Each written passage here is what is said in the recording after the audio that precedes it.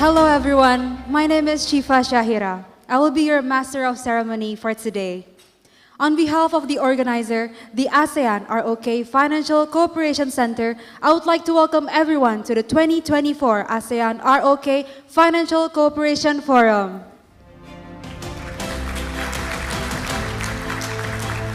And to the financial professionals from the ASEAN member states striving to build sustainable finance and the distinguished guest, welcome to Jakarta.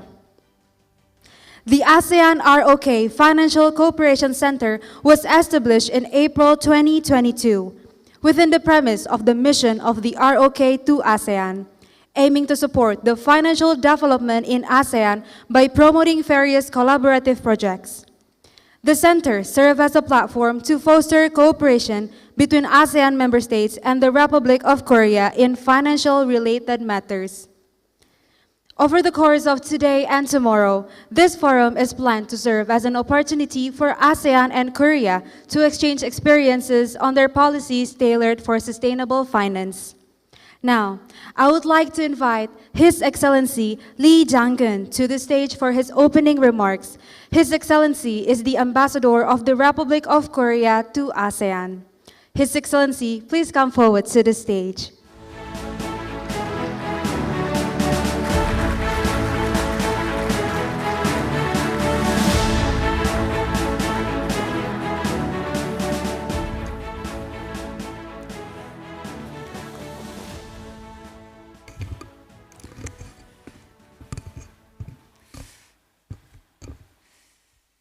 His Excellency Satvinder Singh, my very close friend and also representative from ASEC, Deputy Secretary General of ASEAN, and also Her Excellency Kankeo Lamaningao, Deputy Governor of Bank of Lao PDR, and His Excellency Mr. Lee Hyung-ju, Standing Commissioner of the Korean Financial Services Commission, and Dr. Albert Park, Director General and Chief Economist of ASEAN Development Bank, Mr. Lee Woo-yeol, President Director of KB Bukopin, Indonesia, and also he is the President of Korean Financial Companies Association in Indonesia, and speakers, distinguished guests, ladies and gentlemen.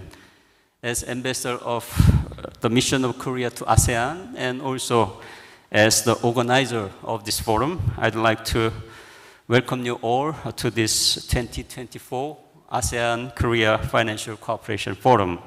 It is my great honor to see you all here and also have this chance to speak before you.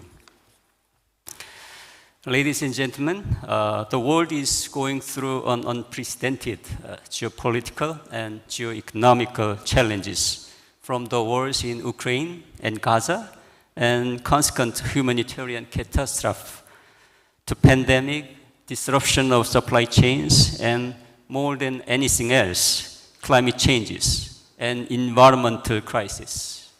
Many call this a polycrisis. Of all this, climate change is regarded as the most urgent issue to tackle for the world, in particular for the Southeast Asia, which is more vulnerable to the climate risk than any other regions in the world. According to various studies, temperatures in this region are rising 2 times faster than the global average. 7 out of 10 ASEAN countries are among the top 50 most polluted countries in the world. With growing populations and increasing urbanization, the volume of waste in ASEAN is also increasing rapidly. Addressing these challenges requires collaborative effort from the government, businesses, civil societies, and more than anything else, financial institutions. In particular, financial companies and institutions play a crucial role in the sustainable development. By mobilizing and allocating capitals to the project and initiatives that promote environmental protection, social inclusion, and good governance, what we call ESG, financial institutions can drive significant progress toward sustainable development in ASEAN. It was against this backdrop that ASEAN established the ASEAN Taxonomy for Sustainable Finance in 2021, recognizing the importance of financing as a key enabler of maintaining and advancing its sustainable agenda. However, despite its increasing importance and potential for significant positive impact, sustainable finance in ASEAN also faces many challenges, from regulatory and policy framework and data availability to market development and capacity building. And it is the very background and purpose of this forum, with the theme of financial companies, pivotal enablers, and executors of sustainable finance in ASEAN. Over the next 2 days, this forum will provide a timely and significant platform for sustainable finance experts from ASEAN and around the world to share best practices, identify key hurdles, and explore ways to overcome the challenges and difficulties.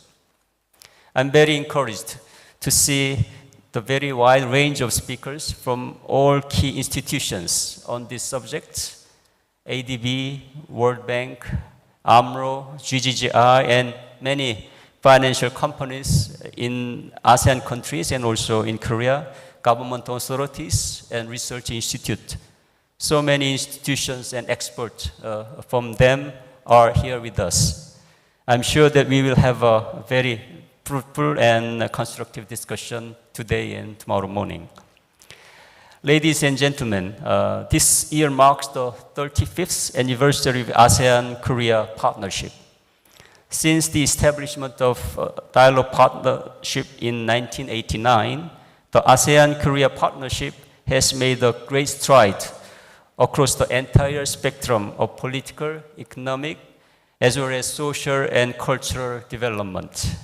Today, ASEAN is Korea's second largest trading partner, and Korea is ASEAN's fifth largest trade counterpart. ASEAN is Korea's second largest foreign direct investment destination, and Korea is ASEAN's sixth largest source of FDI. ASEAN is the most favorite touristic destination for Korean people. ASEAN is now indispensable and the most important partner of Korea. And it was the reason why the Korean President Yoon Suk-yeol in 2022 announced the Korea-ASEAN Solidarity Initiative, what we call KASI, K-I-S-I, which is Korea's ASEAN-tailored foreign policy. Along with this KASI, Korea has also doubled its contribution to the ASEAN-Korea Cooperation Fund, which was $14 million in 2019 to $28 this year, and it is expected to increase to $32 million by year 2027. Furthermore, in this auspicious year, Korea and ASEAN are to upgrade our relations to Comprehensive Strategic Partnership, what we call CSP, at the coming ASEAN-Korea Summit meeting in October, Vientiane in Laos, PDR. It will make this year another milestone in our cooperation with ASEAN. In our partnership with ASEAN, Korea places a high importance on finance cooperation. Financial sector has been playing a very important role in the strengthening and deepening our relations. Southeast Asia is the region where the largest number of Korean financial companies have established their offices. It was against this backdrop that Korea established the ASEAN-Korea Financial Cooperation Center under the Korean mission to ASEAN in 2022. The center has been instrumental not only in facilitating financial cooperation between Korea and ASEAN, but also in bridging among the financial institutions of Korea and ASEAN countries. The center is also engaging in various financial cooperation projects especially through the ASEAN-Korea Cooperation Fund, the ASEAN Green Project, which the center is implementing in collaboration with the Global Green Growth Institute, GGGI, is a prime example.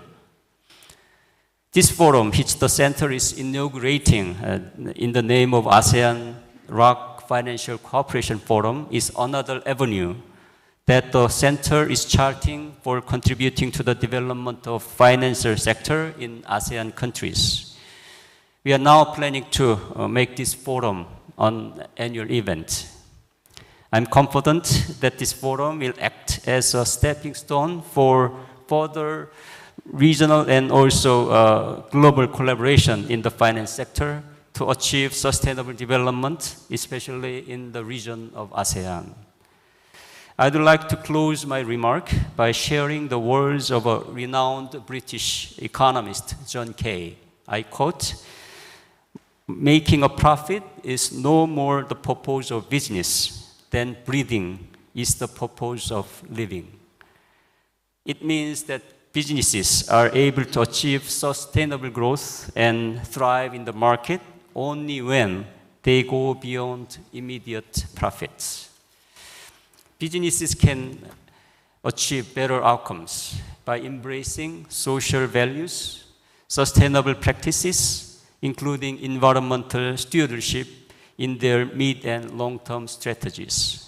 Hopefully this forum would be a great opportunity to deepen our understanding and collaboration in sustainable finance.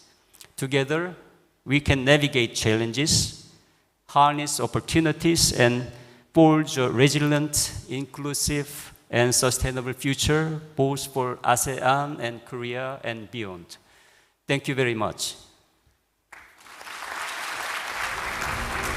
Thank you, His Excellency, for your warm words of welcome. Next, I would like to invite His Excellency Satvinder Singh, Deputy Secretary General of the ASEAN Secretariat, to deliver his congratulatory remarks. His Excellency, please come forward to the stage.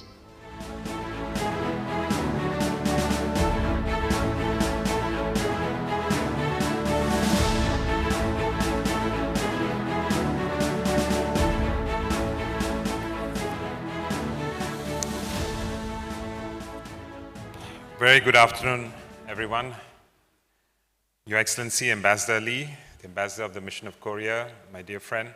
I see Ambassador Lee more often than I see sometimes my other colleagues in ASEAN. So it shows the amount of intensive interaction and work that's happening between the Republic of Korea and ASEAN Secretariat. So thank you, Ambassador, for always being our bridge and being so passionate in bridging our two regions.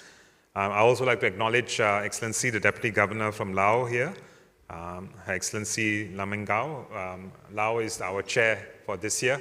A lot of responsibilities and shouldering that Laos is doing this year as the chair, and we are very proud of Laos. I think it's going to be an excellent summit this year in October in Vientiane. I would also like to acknowledge some of important friends that are here. Mr. Park, the DG and the Chief Economist of ADB. I also like to acknowledge Paul Gui, my dear friend, the Executive Director of the ASEAN Association of the Banking Association of ASEAN that's here. Distinguished guests, ladies and gentlemen, it's a pleasure to be here. I do agree with Ambassador Lee that it's a wonderful manifestation that we all are here together, the work that's been done by the Asean-Rok Financial Cooperation Center. I remember launching the center 2 years ago, 2022, and the forum itself, the way, the scale of the forum and what's happening this year is a testimony of the good work, the maturity of this center, and the impact that's making for the region. So again, let me express once again my sincere appreciation to the mission of the Republic of Korea and the government of Korea and all of the financial institutions that are part of the Asean-Rok Financial Cooperation Center for bringing all of us together like this under this forum. It's encouraging to see this progress and especially important that today we are all meeting to talk about sustainable initiatives, and I think this is so critical an agenda for ASEAN itself. This year, as Ambassador said, we are marking the 35th anniversary of ASEAN and Republic of Korea relationship, and this milestone is critical and is an opportunity for us to reflect and as well as appreciate what we have achieved thus far, since Korea has become a dialogue partner with ASEAN since way back in 1989.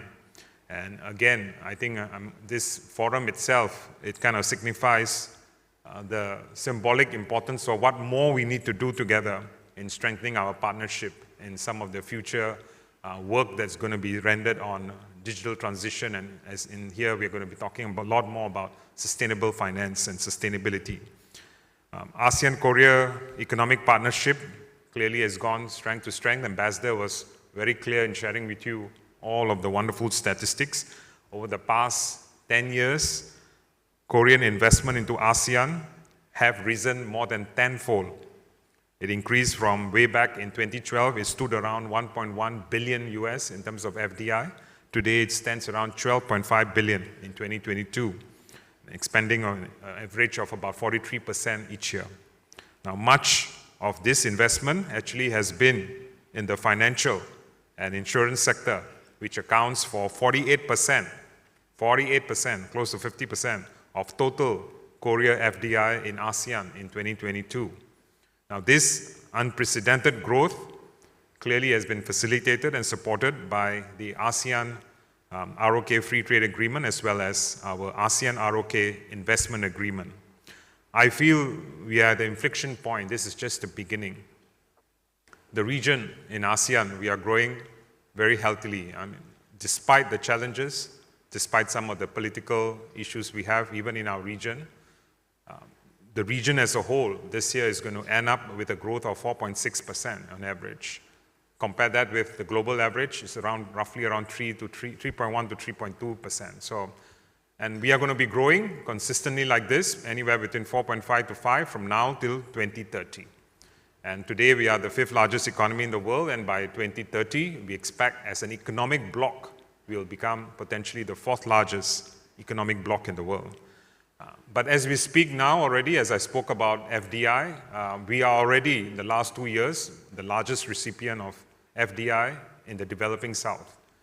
The only other country that gets more FDI as a bloc is United States of America. I think there'll be a long way before we displace the US, but clearly in developing South today, FDI in ASEAN is number 1, and I only see this growing because we have instituted a huge amount of effort in the last 3 to 4 years in strengthening our economic agreements, in strengthening, for example, agreements with partners like Republic of Korea, agreements like RCEP, which has been fully enforced since last year, and clearly we can see already regional integration between our 15 partners, growth of trade amongst our 15 partners. And already we are anticipating that from now till 2030, Southeast Asia will be one of the regions in the world where you will see the highest growth in terms of global trade. We're expecting an add-on to our trade of close to about $1 trillion more from now till 2030. And I think all this is fueled not only from our goods agreements that we have with many members, but more importantly today, we are also embracing our work in the digital space. We are the first region in the world. 10 countries are coming together, and we have started since December last year to negotiate the first ever regional digital agreement. It's called DEFA, Digital Agreement Framework Agreement.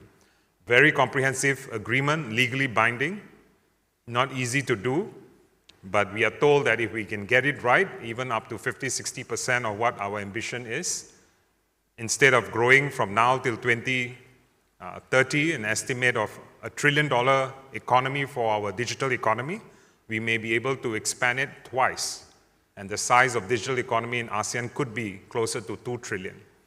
So that's why I'm saying this, we are at the pivotal point where our relationship between ROK and with ASEAN is just at the start of going to be expanding even more. Notwithstanding all this growth that I've been sharing with you and some of the solid prospects that we have for ASEAN, I still feel a lot more work need to exist, especially in channeling financial resources towards sustainability initiatives. This, for one, is very important to ASEAN, as what Ambassador has also emulated. We are home to close to about 35% of global carbon sink. So 35% of global carbon sink sits in Southeast Asia. We have an abundance, in fact, of critical minerals also that are going to be important for energy transition. And we are also on track to become, like I said, the fourth largest economy by 2030. Now, all this means that we have an important role to play in ASEAN in our global race for zero net emissions. I'm also pleased to highlight that the ASEAN leaders, they have also demonstrated a very strong commitment towards decarbonization goal through our national determined contributions as well as through our sustainable development goals targets. And to reach this carbon neutrality goal, we definitely in ASEAN need to leverage a large amount of financing to help us mitigate and to help us to adapt to climate change. Between now and 2030, in ASEAN, we will require approximately USD $2.8 trillion alone in infrastructure investments. That's an equivalent of an annual average of USD 184 billion in order to meet our commitments towards decarbonization goals. Meanwhile, an estimate, and this came from the Monetary Authority of Singapore, it also suggests that ASEAN requires approximately 200 billion US annually until 2030 to move the needle towards green transformation. Now, given this immense amount of resources required, clearly the funding for climate goals in ASEAN, I think this is where we are a little bit uncomfortable and we feel that we are still falling very short of these expectations. And we also know for a fact that governments alone, I even dare to say even multilaterals alone, cannot fulfill this financing need. It is imperative for us to leverage the financial resources from the private sector, including from the banking, from the capital markets, and I would dare to say even the non-banking financial industry. In this context, we definitely need to have bolder actions, collective actions, to ensure that we can prevent our region, to be able to be equipped necessarily with the resourcing needed in order to manage the risk that's associated to climate change, and also to ensure that we can keep maintaining our economic growth that I've been talking about. Allow me to share right now 3 areas where we feel that in our next, what I call inflection point, that maybe as we work together, ASEAN and Korea, we may be able to further our collaboration for a much more sustainable future. First, I believe that we can support green financial initiatives to align more with ASEAN's decarbonization goals. This is where I would like to encourage the AKFCC to actively enhance the participation of many more multiple stakeholders, especially the private sector, the traders and investors, in coming together to look at regional green initiatives to support the development of the ASEAN sustainable ecosystem. This ecosystem, we all know, it offers immense opportunities for everyone. In fact, an analysis by BCG, Boston Consulting, suggests that by pursuing a carbon-neutral future in ASEAN, we could help generate a value add of anywhere between an addition of $3 to $5.3 trillion to ASEAN GDP by 2050. And this, in return, could trigger an addition investments of another $3.7 to $6.7 trillion. And all this means resulting a creation of additional jobs anywhere between 49 to 66 million additional jobs by 2050. So the stakes are very large for everyone, for us in the ASEAN and also to all our partners. Supporting ASEAN efforts to achieve decarbonization by developing our ASEAN financial sector is a really important thing to do.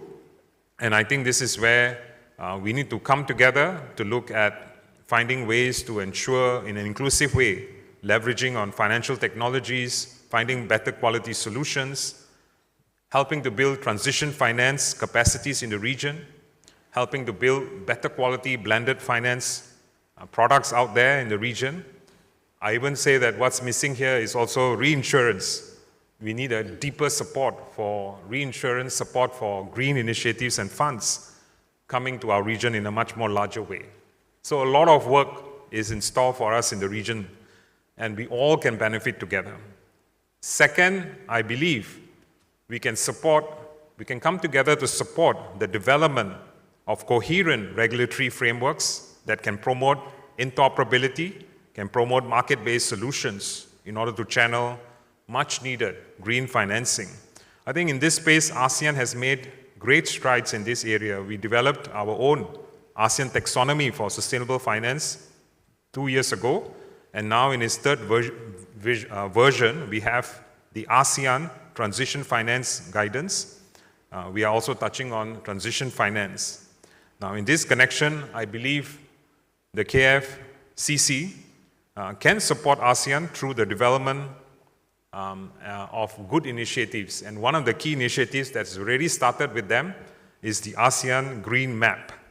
This is really a concrete step in order to coordinate our efforts in the banking, capital markets, and insurance sectors in order to support sustainable finance and to provide kind of an overarching roadmap to develop sustainable finance ecosystem capacities in the region. The success of this initiative, it hinges on usability and interoperability and all other taxonomies and frameworks. I also encourage AKFCC in collaboration with relevant stakeholders, including other global organizations, to come together with us to organize policy dialogues, to share its expertise, and also to help the financial institutions and investors to match their investments and sustainable projects in ASEAN. I think we could also work with the AKFCC to jointly access and basically do a joint assessment of the current taxonomies that we have today already in ASEAN, and also to see how we can come together to co-promote and co-market the use of taxonomy with all the relevant stakeholders. I think this itself is not enough just to have the taxonomy in place. I think the usability, the marketing and understanding of the taxonomies is critical, and this is an area where we definitely need a good support. I think, Ambassador, this is something we can look at, seeing whether the Korean government can help the region in working together in getting this fulfilled with the stakeholders in the region. Finally, on the third area, I believe we can also work together with Korea in order to get your support, in order to support decarbonization in the area of an implementation of education and capacity building programs. As you know, in ASEAN, the work is on track on sustainability, and we really need a lot of help in the support of informal sectors, the micro, small, medium-sized enterprises. And clearly, I think this is an area where innovative programs in capacity building are going to be critical for us. And the good thing is, I think Korean government has been working not only with just us, we've been working around the world. Some of the best of class of the things that work in other parts of the world, we can also bring it and to be deploying them in our region. So therefore, in conclusion, let me just say, ladies and gentlemen, that the window of opportunity to address climate change, as you know, we are under a lot of stress. The window of opportunity is narrowing. And more than ever, I think it's critical for us to come together, work smart. Our resources are also tight. We need to work smart, and we need to work effectively and generate activities together that are going to make impact on the ground. And I think it's important today to think about and to profile solutions that are working on the ground effectively, and then bring some of those solutions out and empower them and give them the energy to be spread more effectively in our part of the world. I think we really look forward to AFKCC and many of the institutions of Korea to be able to come and work with us in an effective and a productive way. With that, thank you very much, everyone. Thank you. Thank you for your kind congratulatory remarks, Deputy Secretary General. Next, I would like to invite Her Excellency Kankeo Lamaningao, Deputy Governor of the Bank of Lao PDR, to deliver her congratulatory remarks. Let's give a round of applause for Her Excellency Kankeo Lamaningao.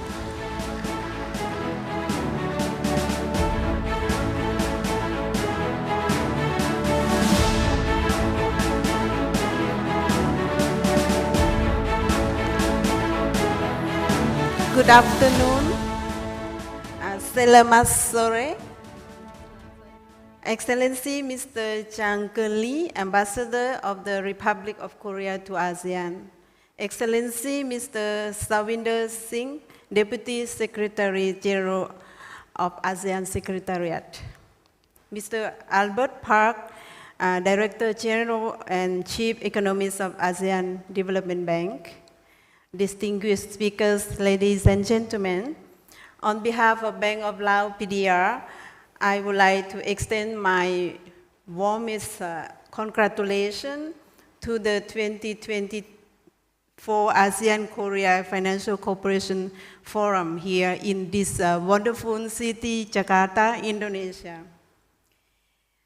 We appreciate the kind invitation and the excellent arrangement by Mission of Republic of Korea to ASEAN and the ASEAN-Korea Financial Forum Center. This forum is an important platform that brings together stakeholders from ASEAN and the Republic of Korea. Through open exchange and collaboration, we aim to gain deeper understanding of the challenges and opportunity in sustainable finance, particularly the role of financial company in creating a carbon-free ecosystem and support their client in transition to the sustainable future. The theme of this forum, financial company, pivotal enabler and executor of the sustainable finance in ASEAN, perfectly capture the critical role of financial institutions in driving the sustainable development journey in the region. As we strive toward a more sustainable future, financial companies are not simply observers, but they are the essential implementer who will design the financial instrument, allocate capital toward the sustainable project, and manage risks associated with this transition. To deal with the climate change, ASEAN made very significant progress. Notably, the Working Committee on Capital Market Development, Capital Market Forum, and Sustainable Finance Task Force have collaborated to develop ASEAN regulatory framework which set out the guideline for identifying and assessing sustainable activities. This year, under the Laos chairmanship of the ASEAN, the theme ASEAN Enhancing Connectivity and Resilience underscores the regional commitment to sustainable future. Forging an inclusive and sustainable future is one of the 4 key priorities under this theme. At the 11th ASEAN Finance Minister and Central Bank Governors meeting held in Luang Prabang, Laos, this year, April of this year, we focused on the sustainable infrastructure financing. We discussed how the ASEAN Infrastructure Fund could better support green finance by aligning with the ASEAN Catalytic Green Finance Facility and the ASEAN Taxonomy for the Sustainable Future. This aims to optimize the ASEAN Infrastructure Fund's capital efficiently to fund the climate resilient infrastructure project. We also highlighted progress in facilitating sustainable bond issuance through the Working Committee on Capital Market Development. Additionally, the advancement in the ASEAN taxonomy development with version 2 being implemented and the version 3 is under the consultation, aiming for the robust criteria and an inclusive transition toward the sustainable balance in the region. Ladies and gentlemen, allow me to highlight some key developments in Laos' initiative toward the sustainability. In 2016, Laos was the first country in ASEAN to ratify the Paris Agreement on the climate change. Our nationally determined contribution has committed to reduce the greenhouse gas emission by 34% by 2030 compared to 2020, which is a reduction of about 4,000 kilotons of the carbon dioxide each year. And we have to reach net zero emission by 2050. Following the Paris Agreement commitment, Laos adopted its national green growth strategy. These strategies extend to 2030 and aim to integrate green growth principles across all economic sectors. Within the financial sector, Laos is actively promoting sustainability through key strategic initiatives. The 5-year Financial and Monetary Sector Development Strategy, 2021 to 2025, emphasizes building a stable and sustainable financial system, while the 10-year Capital Market Development Strategy outlined the development of the sustainable financial specifically. While the sustainable finance in Laos is still in its early stage, but showing promising development, allow me to provide you some key aspects of the sustainable finance in Laos PDR as follows. First, we have been making effort to promote green finance initiatives aimed at supporting environmental sustainable projects. These initiatives include the development of carbon credit decree law, Lao taxonomy, green social and sustainable bonds to finance renewable energy, sustainable agriculture, and environmental conservation projects. Second, our government has partnered with international organizations, for instance, the International Finance Corporation, IFC, ASEAN Development Bank, and the Global Green Growth Institute to promote sustainable finance and inclusive development by providing technical assistance and support. Third, we are in the process of developing a policy and regulatory framework to support sustainable finance practices. This may include sustainable finance strategy, guidelines, regulations, and incentives to encourage the financial institution to prioritize sustainable investment and incorporate environmental, social, and good governance criteria into their business.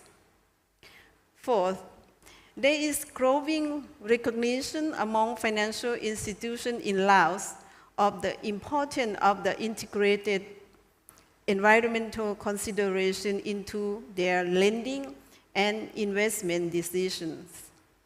This includes assessing and managing environmental risks associated with projects and promoting investment that have positive environmental impacts.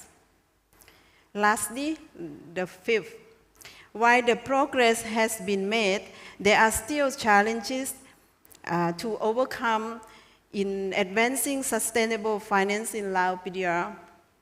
This may include limited awareness and capacity among the financial institutions, the need for supportive regulatory framework, and the availability of the reliable data for assessing environmental and social risk.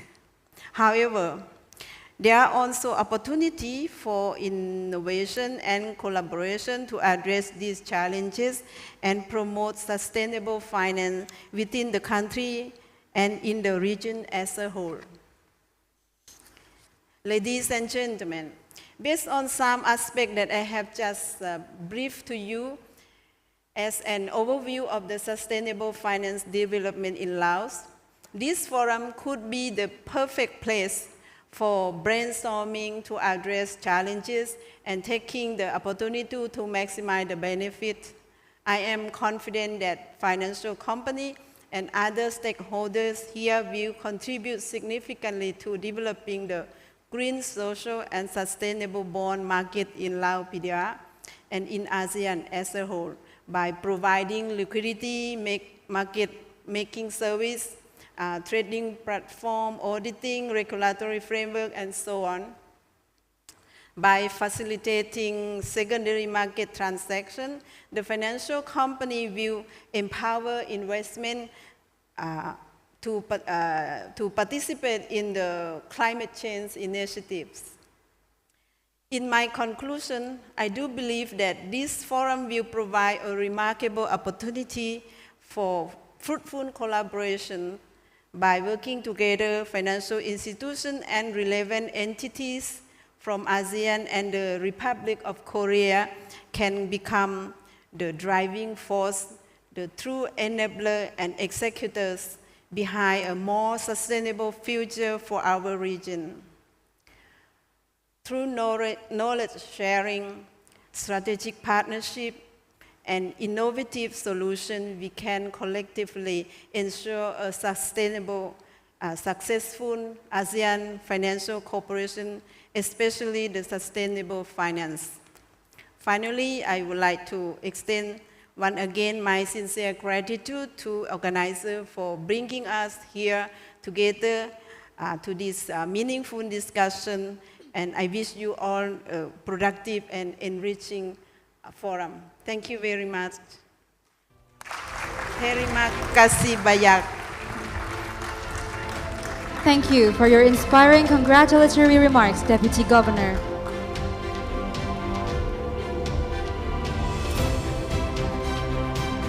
Next, I would like to invite Dr. Albert Park, Director General and Chief Economist of Asian Development Bank, for his congratulatory remarks. Please come forward to the stage.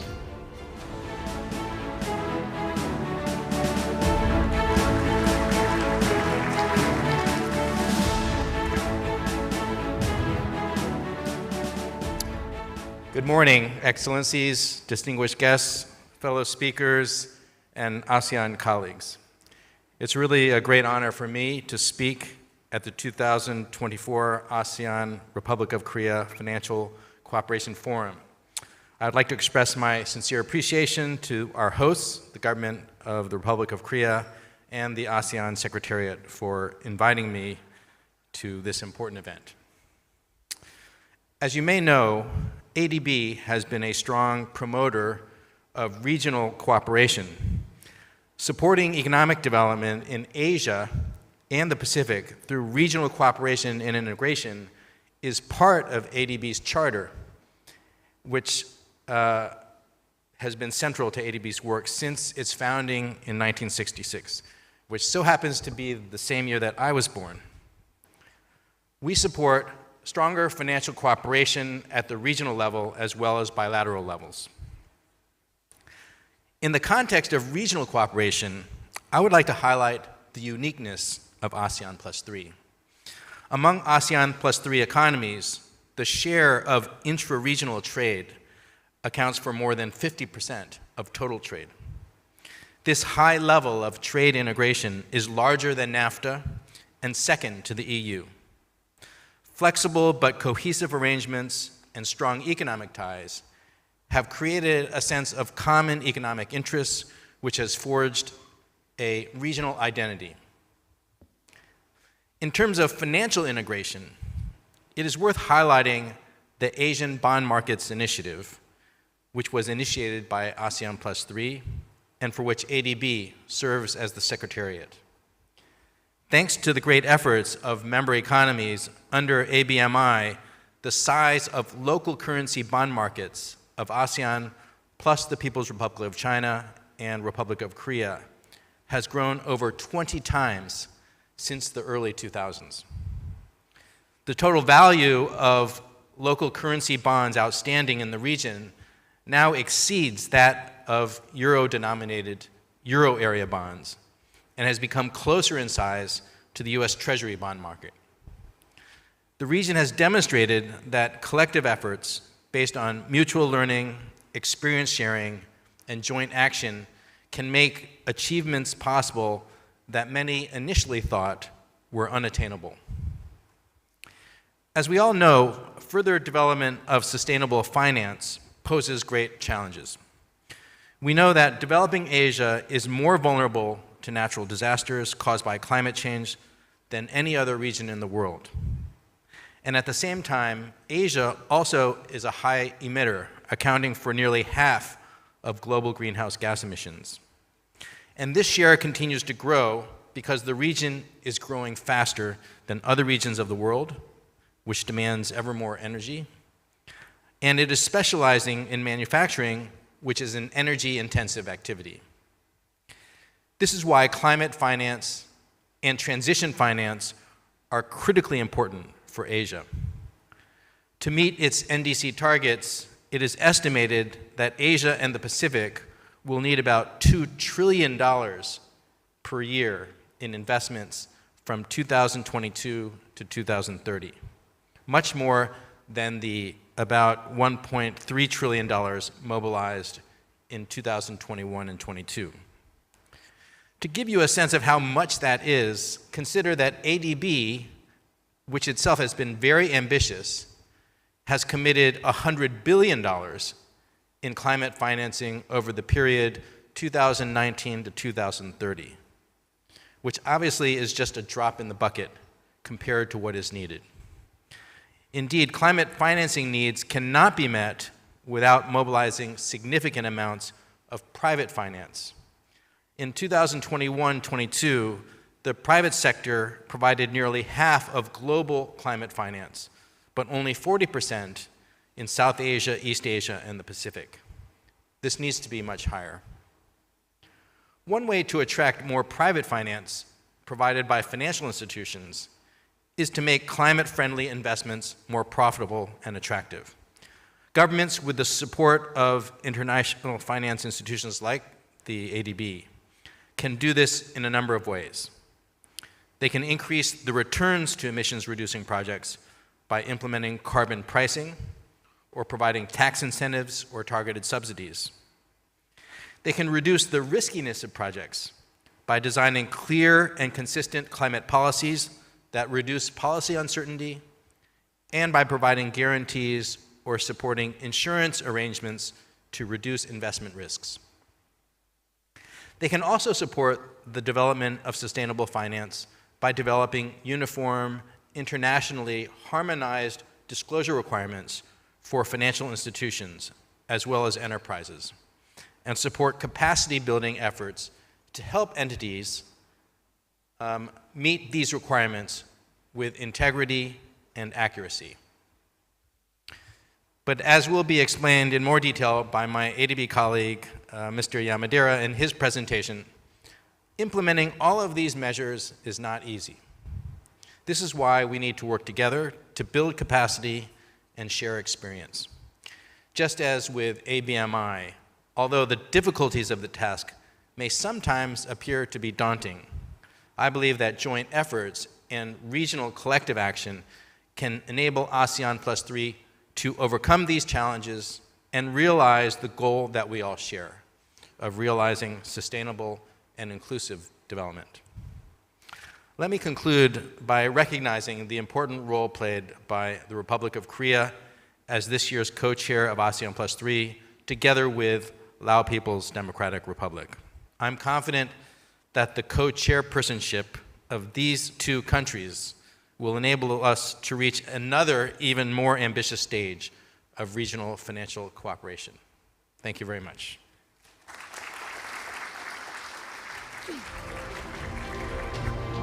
Thank you for your uplifting congratulatory remarks, Doctor.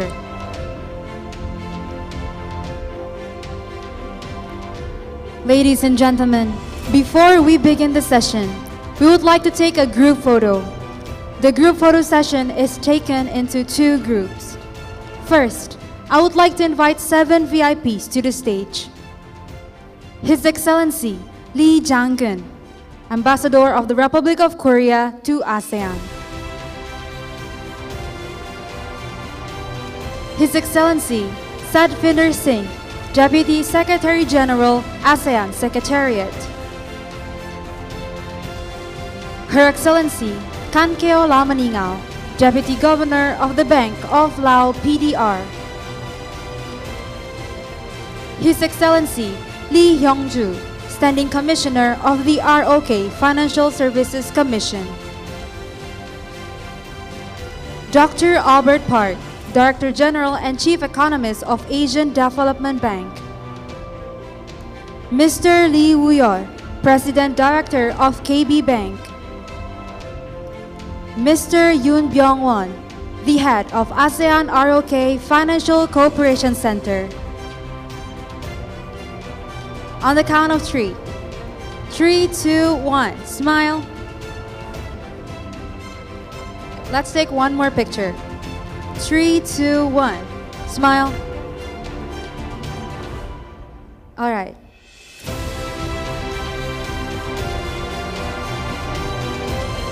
Excellencies and the distinguished guests, please remain on the stage and your chairs will be prepared shortly.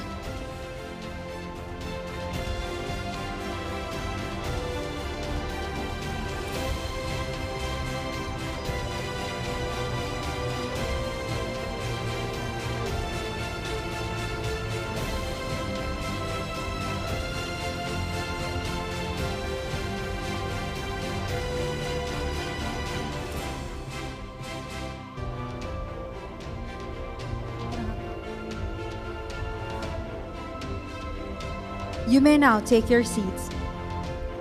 Now, I would like to invite all the speakers for the second group photo.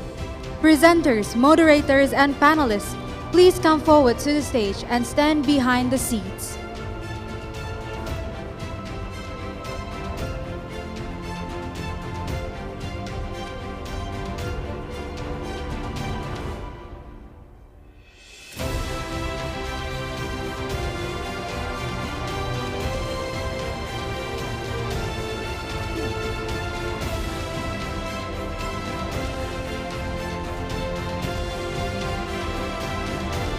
On the count of 3. 3, 2, 1. Oh, sorry. 3, 2, 1. Smile. Let's take one more picture. 3, 2, 1. Smile.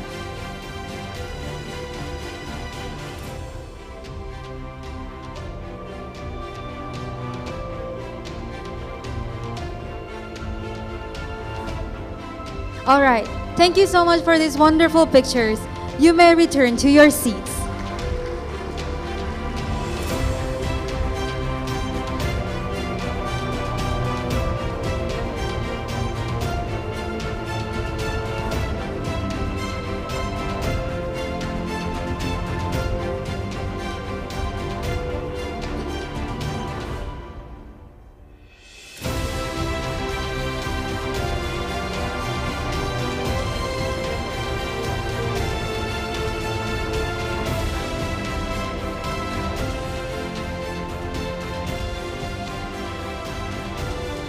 Now, we will begin this session.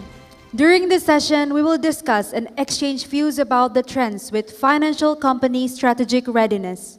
The first speaker is Mr. Satoru Yamadera, advisor at Asian Development Bank. He will deliver a keynote speech on why is it essential to encourage financial companies to more deeply engage in sustainable finance. Please give a round of applause for Mr. Satoru Yamadera.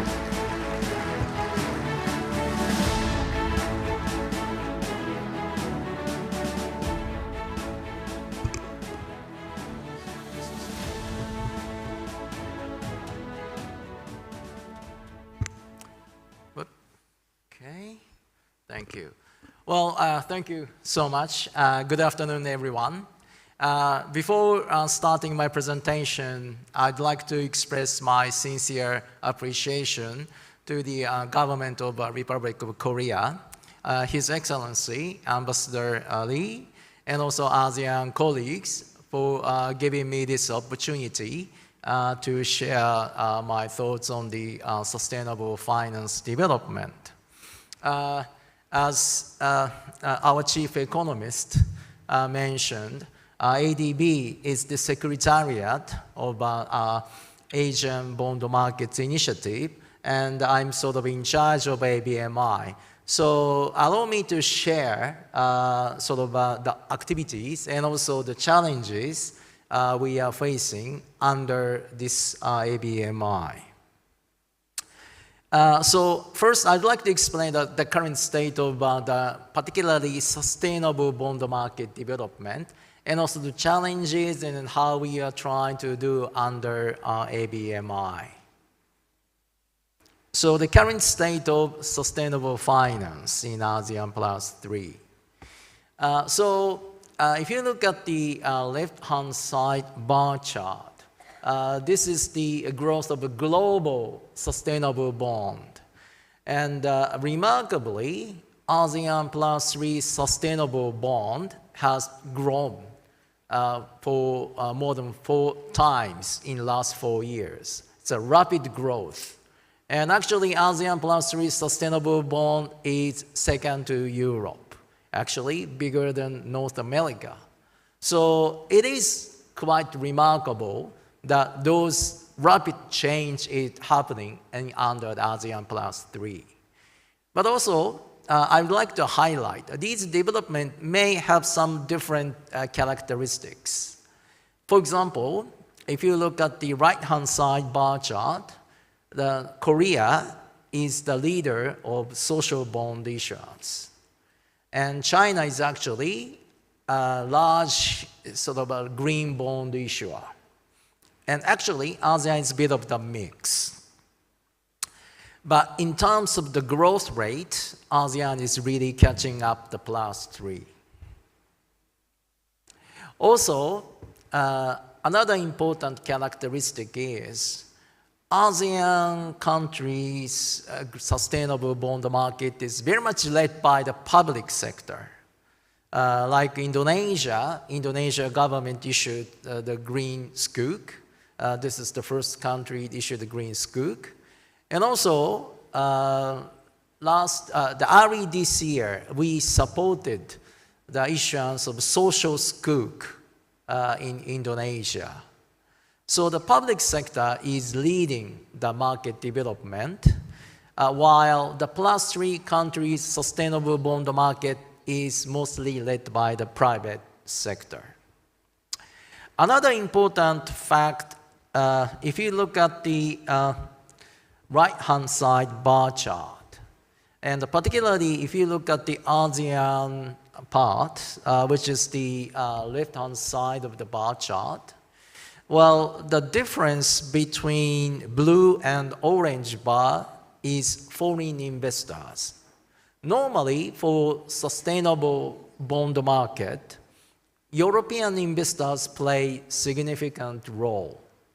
But this really shows that even within ASEAN, we see the growth of local sustainable bond investors, which we feel that this is remarkable development. And the last few years, thanks to the efforts of our colleague regulators, ADB could support more than $2 billion worth of sustainable bonds. And those 6 bonds are awarded as a recognized kind of asset magazine, so the internationally recognized achievement. And as I mentioned, also, we supported first social sukuk in Indonesia early this year. Hopefully, this also can be recognized by the market. So, as I mentioned, the sustainable bond market has grown rapidly in ASEAN Plus 3. But actually, there are a lot of challenges. As I mentioned, sustainable bond market has grown over 4 times last 4 years. It's a remarkable growth. Having said, sustainable bond in ASEAN plus 3 local currency bond market is only fraction, only around 2%. So still small. But I also would like to draw your attention to the fact. If you look at the pie chart in the middle, well, actually, bond size is bigger than the sustainable loan. But this doesn't mean that the banks are not doing enough efforts. There are some issues to recognize those activities. So let me explain these and also how we need to develop the sustainable finance market. Well, so far, taxonomy is driving the market. By taxonomy, we can clearly understand what is green, not green, and we can promote green activities. But if you really look into the various corporate activities, identifying green activities may not be easy. If you just look at the corporate activities, let's say sales, how we can define the green sales or not green, or even administration. What can we really distinguish green administration, green human resource management or not? Well, bank must support entire corporate activities, not just a part of corporate activities. This is why that the bank's effort may not be well recognized under this taxonomy labeling. But of course, given the potential demand to support the climate mitigation and climate adaptation, we must put more effort and nudge banks to support these green finance activities, because in Asia in general, banking sector is much bigger than the bond market. In this context, now we see the new movement, new changes.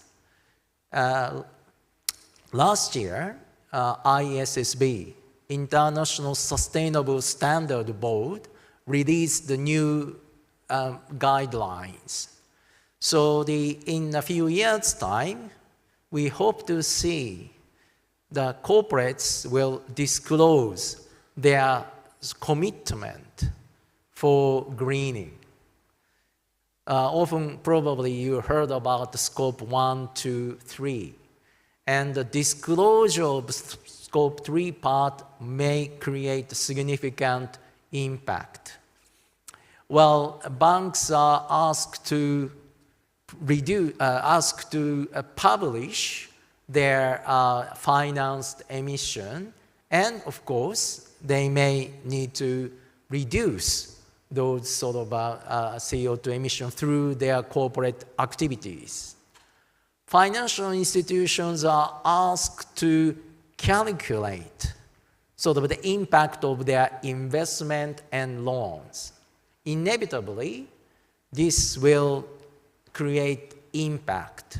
And through financing activities, indirectly, a lot of corporations, a lot of companies will need to make additional action for greening. So this is going to be the kind of the game changer. As I said, taxonomy focuses on the activities. Disclosure focuses on the entity holistically, and through financing, banks may nudge their customer, borrower, to move more greening. So this may create a lot of impact. But in the context of Asia's transition, we need to be mindful. Well, of course, we try to promote the transition, and we'd like to see all the industries, all the companies reduce their CO2 emissions gradually towards net zero.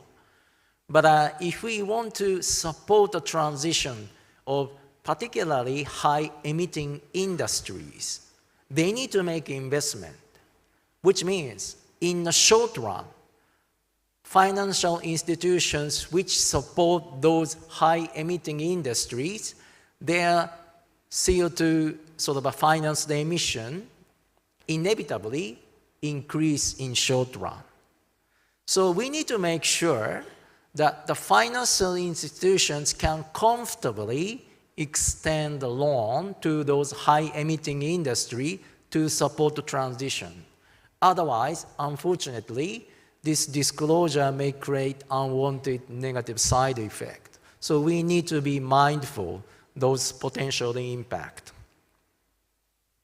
Also, another challenge is the data collection. Financial institutions will ask their customers, how much your CO2 emission? Well, of course, big corporates, big companies may be able to calculate by themselves. But SMEs, they may face challenges. We need to avoid the situation because they cannot create their own finance emissions, so they are excluded from banking loan. We need to avoid that kind of situation. So those going to be the very important key challenge if we really want to promote banks to be part of greening the financial system. So in that context, under ABMI, we try to support transition finance, focusing on those two particular points. Of course, ABMI support the creation of ecosystem, but we rather focus on those 2 points more specifically to support the transition. First, as I said, the financial institution in short run, they may need to increase their calculated scope 3 finance the emission, but to give more sort of a justification, we need to have sectorial transition pathways. So that we need to show, this is sort of the benchmark, and the industry, high-emitting industry will reduce the emission gradually towards 2050. And extending the loan to those industries is along with this trajectory, so that the banks can comfortably explain the reason behind their potential short-term increase of finance the emission.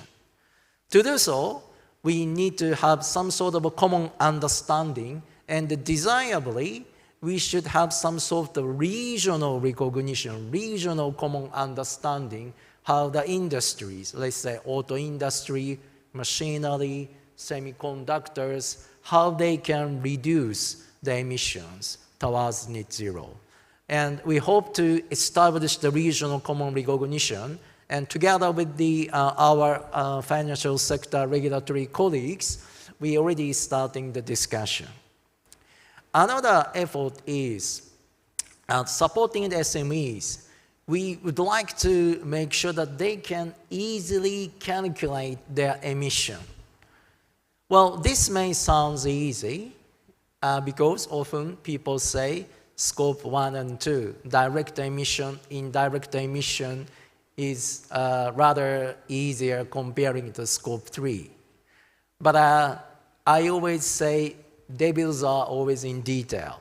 Actually, in terms of a calculation, this may not be easy because SMEs need to know their activities. They may not have information how much fuels that they are consuming. I'm sure they have a sort of a financial statement for how much they spend for fuel. So we need to sort of think how those financial information can translate it into the activities information. And also, we need to have emission factor to calculate. Unfortunately, in this region, not all countries have clearly specified emission factor. So we hope to support the development of those emission factors so that SMEs also can easily calculate. And they should not be excluded from access to finance because of CO2 reduction. So these are the two important activities that we are trying to do under ABMI. And thanks to our colleague, central banks, financial regulators here in Indonesia, OJK, they are actually coming to the ASEAN Plus 3 Bond Market Forum next week. We are going to organize in Japan. And we will discuss further how to implement those actions more specifically. Thank you.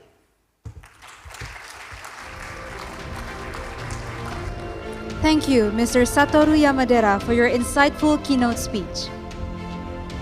Now, let's move on to our presentation.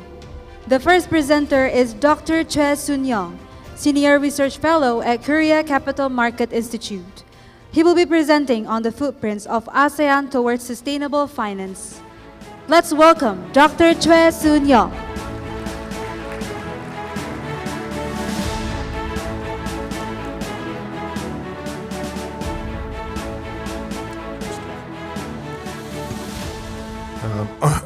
Well, thank you very much. First of all, I would like to say it is really an honor and a pleasure to be speaking in front of you today. And I would like to thank the organizers of this year's forum for inviting me today, as well as the His and Her Excellencies, the distinguished members of the panel, and most of all, everybody here in the audience. And so actually I was asked to give about a 20-minute presentation on the footprints of ASEAN towards sustainable finance. And as I was preparing this presentation, I found it very much of a challenge because ASEAN has done so much in a very short period of time. It has really come a long way that there are so many footprints. I don't think I can really do justice in 20 minutes. So actually, what I will try to do is more give you an overview and perhaps a personal perspective or impression of what ASEAN has done, and hopefully I can do it in 20 minutes. But that might be like the NDCs, which is something that we're all trying to very hard to achieve, but I'm not sure I can really keep the promise, but I'll try my best. So first, I think, I would like to start by asking, why does ASEAN need sustainable finance? And this might seem like an obvious question, and I thought about, what's the best way to perhaps talk about this? And I actually came across a passage in the latest version of the ASEAN Taxonomy, version 3, which was published earlier this year. And it describes, I think, the situation of ASEAN. It really, I think, hit me that this is a very poignant and very apt description, which is ASEAN is increasingly a contributor to and is becoming a victim of global environmental challenges of climate change.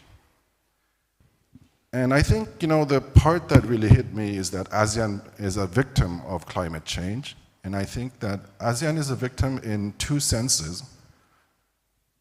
ASEAN is a victim of climate change, I think, in the current sense. And I think a lot of the aspects of that were pointed out by Ambassador Lee earlier on, which is ASEAN, its geographic, economic characteristics and its state of development is one of the most susceptible regions in the world to climate change. But also, I think climate change is increasingly not just an environmental and an economic issue, but a social issue as well. So we all know that climate change disproportionately affects certain classes of people, such as the infants, elderly, lower income classes. And so I think, when I saw the news last year of Asia hitting 40-degree temperatures, and I saw these food delivery people wearing helmets in 40-degree weather, riding their motorcycles to deliver the foods to those working in the air-conditioned offices, you could see the kind of the social strains that this might put on in the future. But I think ASEAN is also a victim of climate change in a historical sense as well, because the problem of the climate crisis we face today were not the result of actions taken in the last few years or even the last 10 years. If we go back, I think most of the problems started with the Industrial Revolution, and those during that period, I think it is now the developed nations, the current developed nations, who at the time we didn't know about the consequences, economic consequences had on the environment, and so those nations tended to overproduce and overconsume, but they did not pay for the consequences of the economic actions that it had on the environment. I think even countries like Japan, Korea, and to some degree China, when they went through their main stage of economic development, they did not fully pay the price of their economic actions on the environment because we did not know. But now we know, and now we have to pay. And especially ASEAN has to pay, because ASEAN is now going through its main phase of economic development, and it has to pay a price related to its economic activities, which the now developed nations did not have to pay. And it's also a victim in the sense that the climate crisis we face today, the cumulative GHG gases, that is the cause of the climate crisis, historically, 25% of that was produced by the US, 22% produced by the EU. So close to 50% of that was produced by the now developed nations. But now ASEAN has perhaps to pay the cost of that in a disproportionate way. So what is sustainable finance? I think, it might be an obvious question because we're talking about, how to make it work. But if we just go back a little bit and think about what sustainable finance is, I think, depending on who you ask, there might be various perspectives and definitions. So on the one hand, I think there might be the true believers who regard sustainable finance as the natural evolution of the financial system. But on the other spectrum, you might have more skeptics who regard sustainable finance as a passing trend. But in the more generally accepted definitions of what sustainable finance is, say by the UNEP or the OECD, I think it has three key characteristics, components. One is that it's a market-based system. So what that means is that it acts with players acting in their own self-interest. You don't have to be told, oh, you have to do this for the environment. It's a market system where people acting in their own self-interest in the end results in the goals that we want to achieve. The second component is that it internalizes ESG externalities. What that means is that in the past, the actions we took had some consequences, externality consequences to the environment, but we didn't have to pay for that. We just paid for the direct cost of what our economic activities entailed. But now, those externalities, those impacts we're having on the environment, they are now priced, they are internalized, and you have to pay the cost.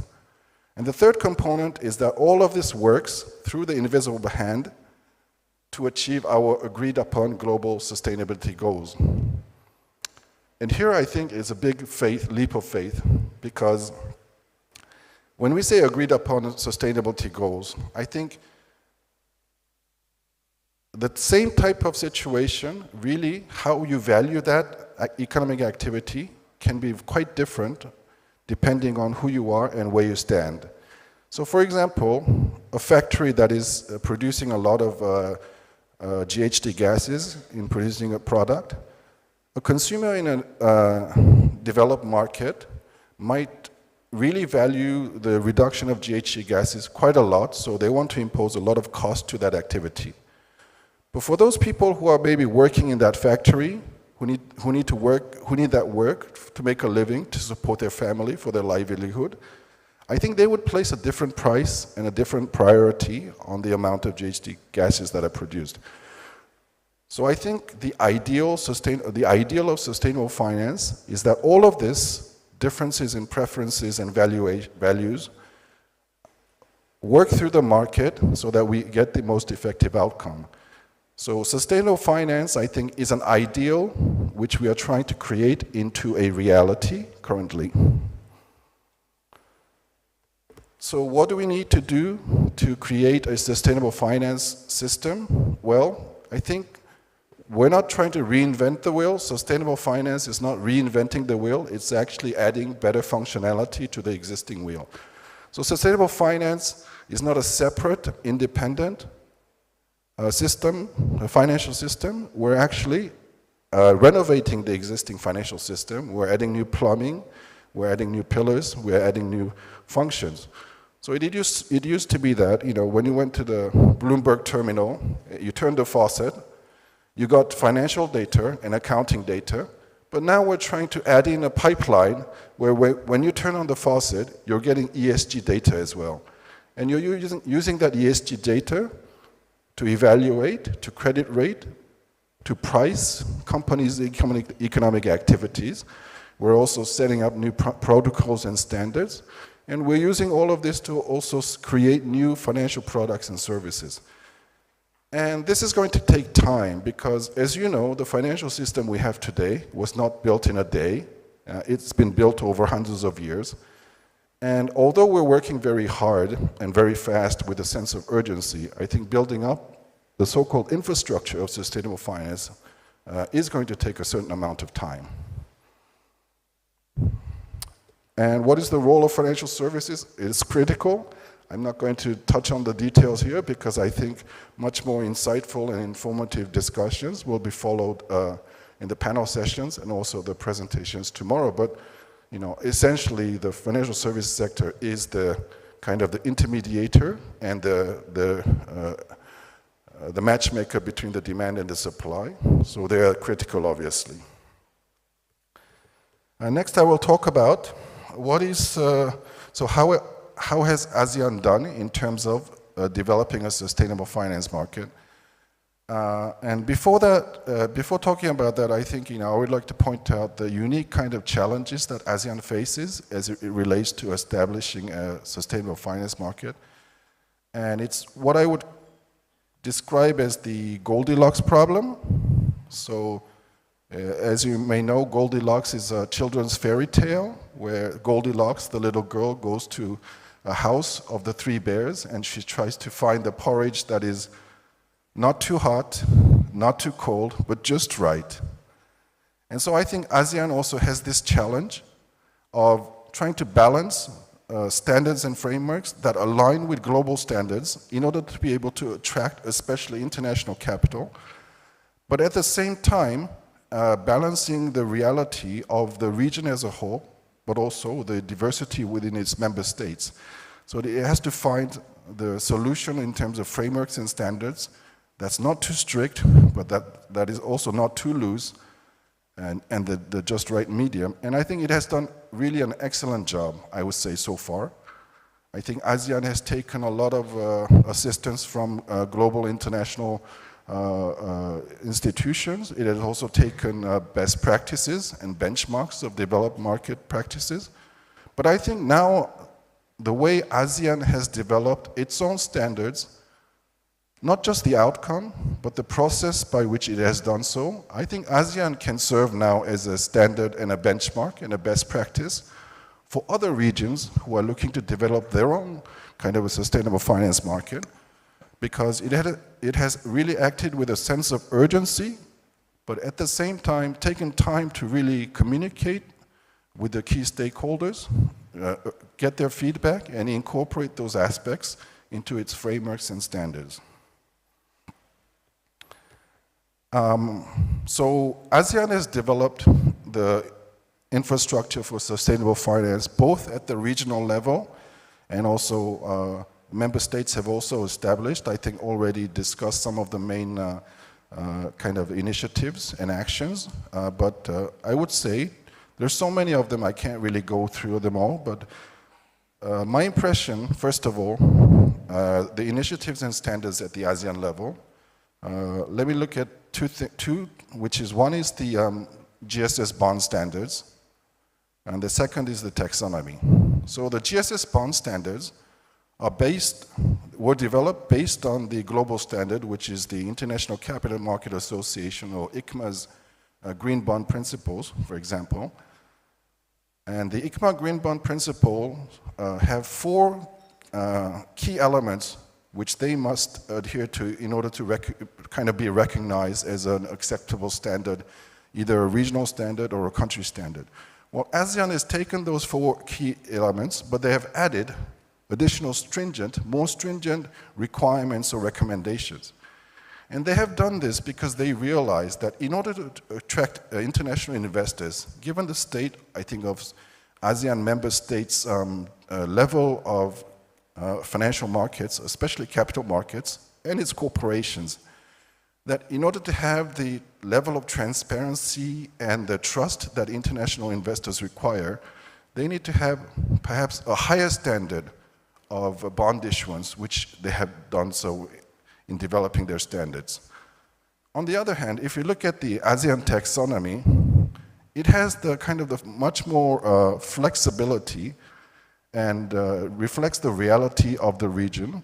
So for example, if you compare the ASEAN taxonomy versus perhaps the standard, which is the EU taxonomy, as you well know, the ASEAN taxonomy is a multi-tiered system, which has a more principle-based foundational framework, which is catering more towards those member states who are less ready perhaps to adopt more stringent standards in terms of defining what is aligned economic activity.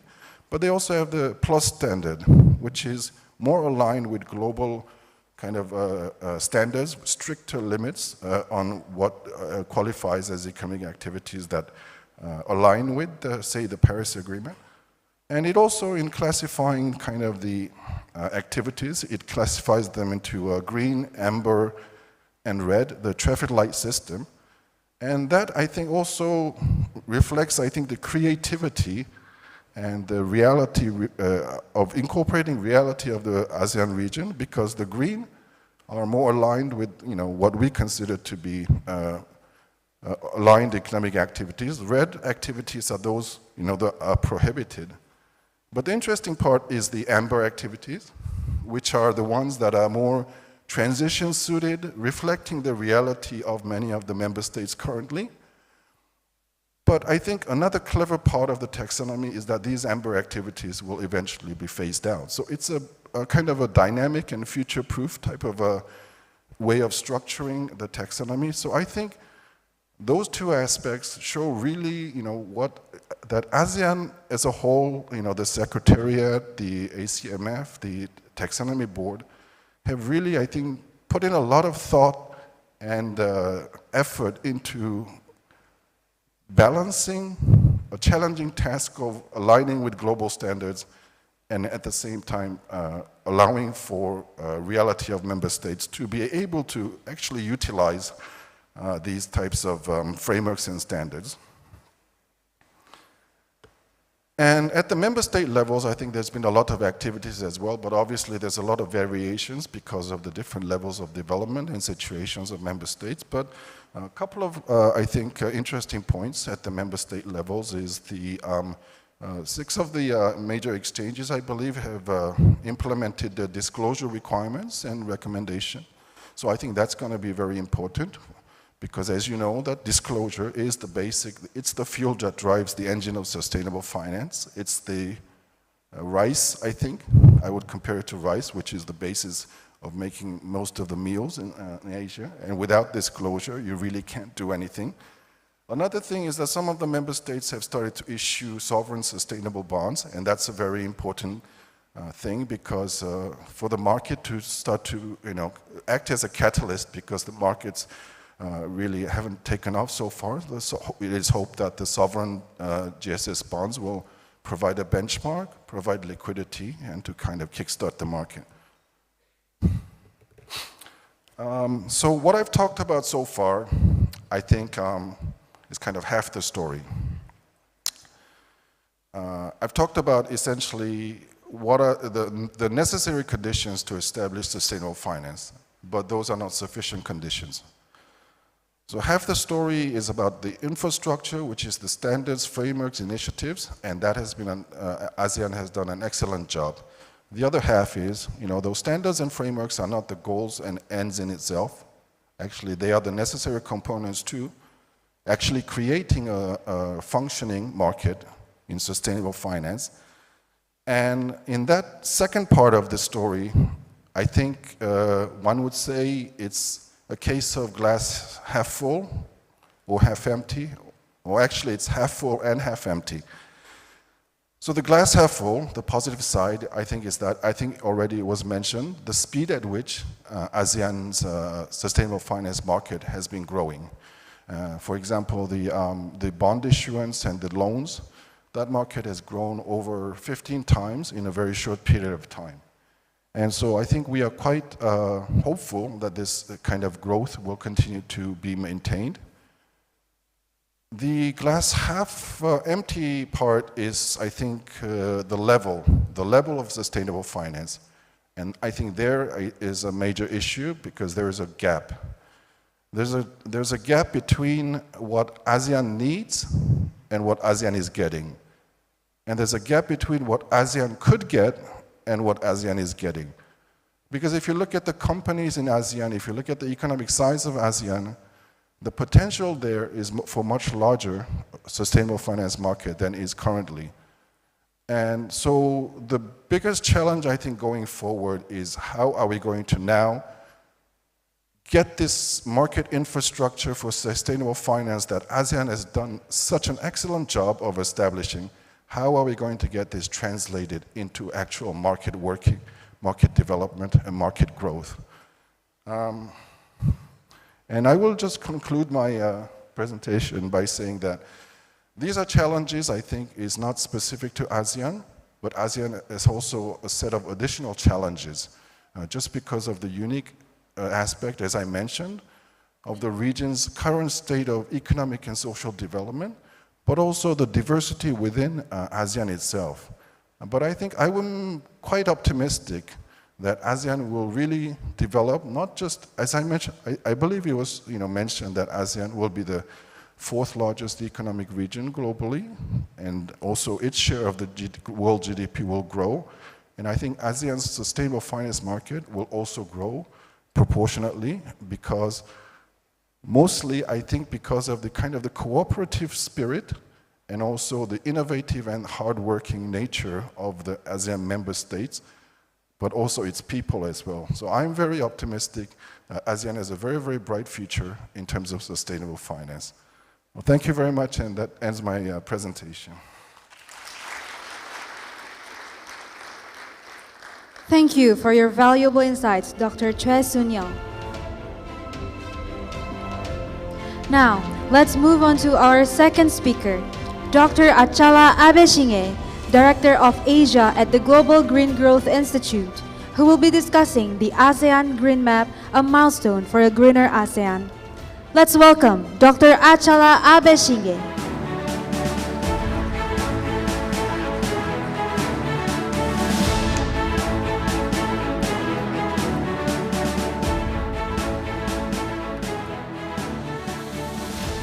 Thank you very much for the warm welcome.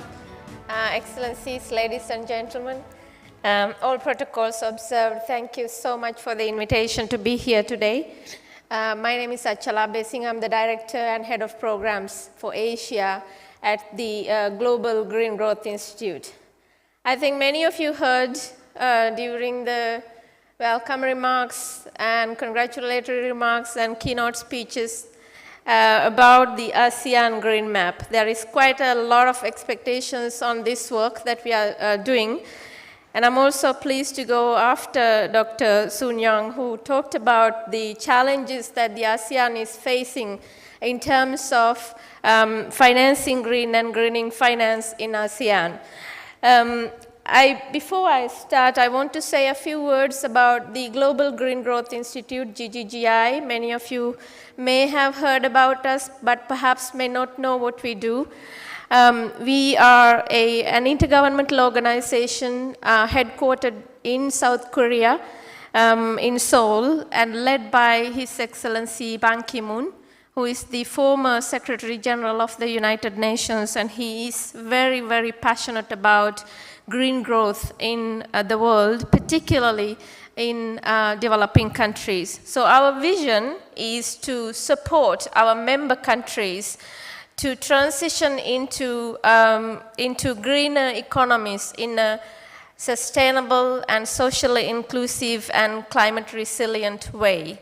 And in that work, we work on policies, green growth policies, as well as financing aspect, particularly working on developing bankable projects for our member countries, establishing green finance organizations like credit guarantee corporations or green finance institutions, as well as supporting our member countries on various innovative financial instruments such as green bonds, thematic bonds, social bonds, debt swaps for nature we have started to work on recently. And if you look at GGGI's annual report, recent annual report, you will see in the last 10 years, we are a very young organization established in 2012. In the last 10 years, we have mobilized $10 billion in green finance, both infrastructure finance and sustainable finance. So I'm very proud to stand here today to represent GGGI, but the main work that I'm going to talk about today is not really owned by GGGI. We are providing technical assistance to ASEAN for bringing in all these challenges, bringing in all this plethora of initiatives that are blooming everywhere into one umbrella called ASEAN Green Map. Now, I am going to talk very briefly about this project and why it is a milestone for greener ASEAN. I will give a very brief project summary and also talk about why it is why we are working on an ASEAN Green Map, and also talk about how does it aim in achieving its objectives.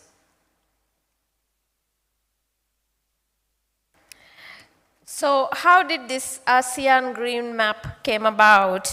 And it was very much, as I mentioned, owned by the ASEAN finance ministers and central bank governors. And at the meeting in 2020, the sixth meeting, they emphasized the commitment to furthering a comprehensive sustainable finance agenda that cuts across banking, capital markets, and insurance sectors with a greater coordination. I think that greater coordination is the underlying phrase that I would like to mention here. And there were 7 recommendations from this meeting, and the 4th recommendation was to develop an ASEAN Green Map. And then at the 22nd Senior Level Committee on Financial Integration, SLC meeting in 2021, they came up, the SLC task force came up with a work plan, and that work plan included the ASEAN Green Map to be led by the Bank of Thailand. So this work is led by the Bank of Thailand and is owned by the ASEAN finance ministers and central bank governors as well as the SLC. And the technical team is GGGI and UNSCAP, and we are working together to develop this green map.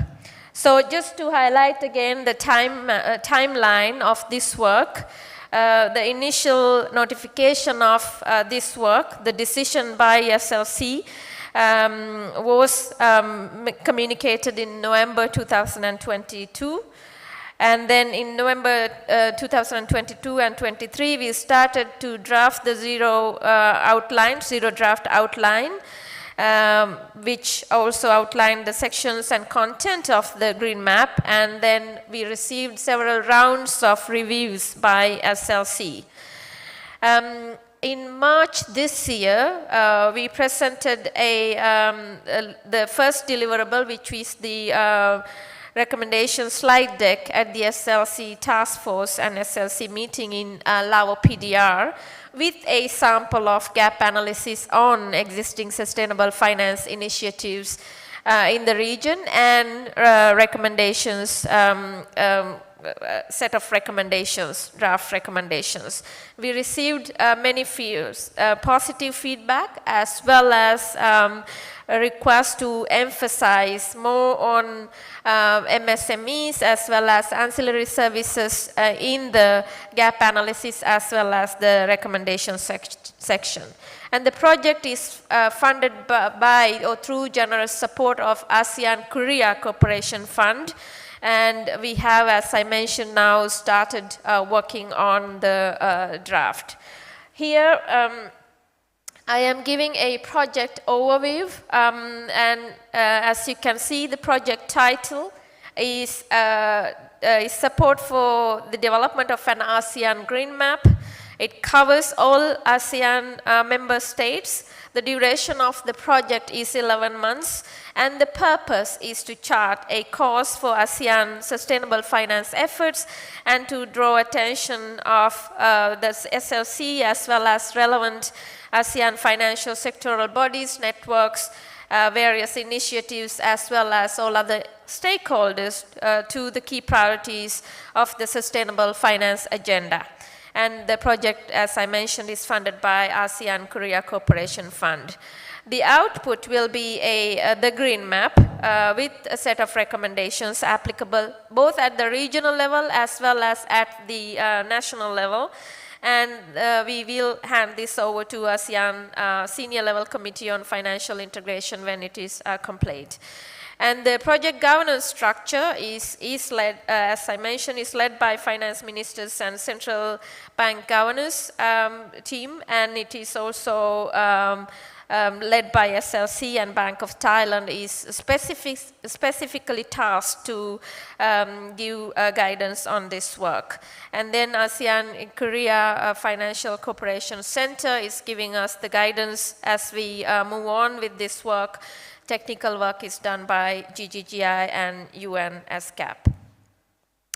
So this is an important part of this presentation because it talks about the objectives, the key objective of this work. The end goal of this ASEAN Green Map is to build a sound, sustainable finance ecosystem in ASEAN, as His Excellency Ambassador Lee mentioned in his keynote remarks, as well as several other colleagues mentioned. And to achieve this objective, there are two intermediate goals have been identified. One is financing green through scaling green finance, and the other one is greening finance through managing climate and environmental risks. And there are 4 building blocks that we have identified to achieve these intermediary goals. The first one is financial products and services such as loans, bonds, equity guarantees, which are essential to scaling up green finance. The second building block is development finance and incentives, because these are important to help de-risk green products, lower the cost of capital, as well as mobilize funds from the private sector, as we all know. And then the third building block is transparency and disclosure. I think Dr. Soon Young also mentioned the importance of transparency and disclosure in this work, particularly when there are so many actors are involved. Bringing in some standards for transparency and disclosure is extremely important. And then the fourth one is risk management and supervision. For all these 4 building blocks, we are also looking at 2 cross-cutting areas. One is coordinating mechanisms and how these coordinating mechanisms can come in to serve all these 4 building blocks to achieve those intermediary goals as well as the end goal, and human and technological capacities that are necessary to achieve those goals. Why an ASEAN Green Map? Again, several speakers before me talked about so many initiatives that are flourishing in ASEAN. And ASEAN, actually, I'm very pleased to say, is a leader in that regard. So many of our countries, as well as region as a whole, do have really commendable initiatives, including the ASEAN regional taxonomy that was mentioned, as well as sustainable banking principles and sustainability bond standards. And I counted Dr. Soon Young's presentation had 16 initiatives actually that you listed in at regional level. And at nationally as well, in all 10 ASEAN countries, there are initiatives happening, including these ones that I have mentioned, but definitely not limited to these ones. So many initiatives are flourishing, and countries are, and the region is heading towards a more sustainable finance in the region, but there are many challenges that are still remaining. And therefore, a stocktake is necessary to list these initiatives, understand the gaps, as well as the needs in each dimension and financial market, and to draw a clear vision of what can be done based on this current work. There are high-level challenges that we have already identified, and I have listed 7 challenges here. For example, diversity of financial system in ASEAN. As I mentioned, there are some countries that have developed their own taxonomy, and there are also diverse innovative instruments that are already being tested in a number of countries. There are growing demands for green investments, but lack of supporting and adequate financial systems is a remaining challenge. For example, there are many early stage businesses that are looking for green investments, and they are suffering from lack of green investments in the region. Investor priorities are different. There are also a lack of proof of concept for profitability in green business developers. We all know, and there have been, it has been mentioned several times, that green investments could actually create some millions of new jobs, can bring in more finances to the region, and help the region grow further economically, but in a more sustainable way. But at the same time, when you look at the various initiatives that are flourishing, there is no one concept that has been proved to be profitable in this in the various sectors.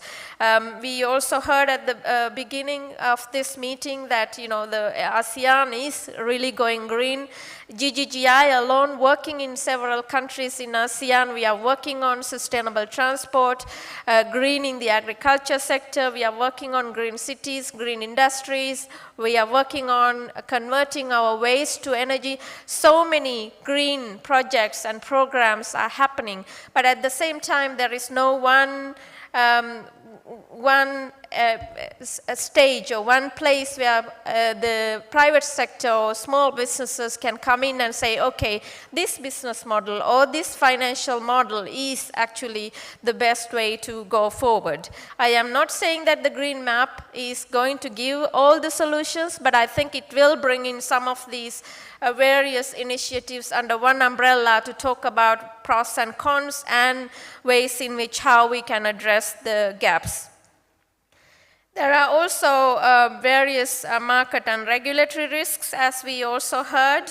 For example, absence of guarantee for green bonds. There are also absence of third-party verification in the region. There is also low level of institutional capacity and awareness. For example, limited supervisory capacities for climate risks and reporting. Also, there is a lack of awareness of existing instruments, tools, and regulations.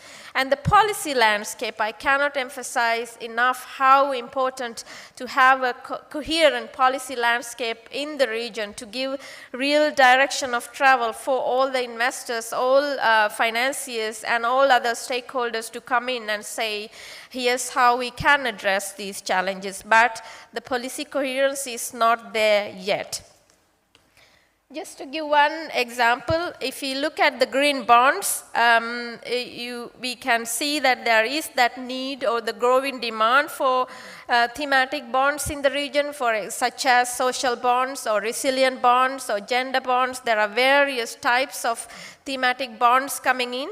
But there are, again, many related challenges, such as limited knowledge and awareness. What is a resilient bond? What is a social bond?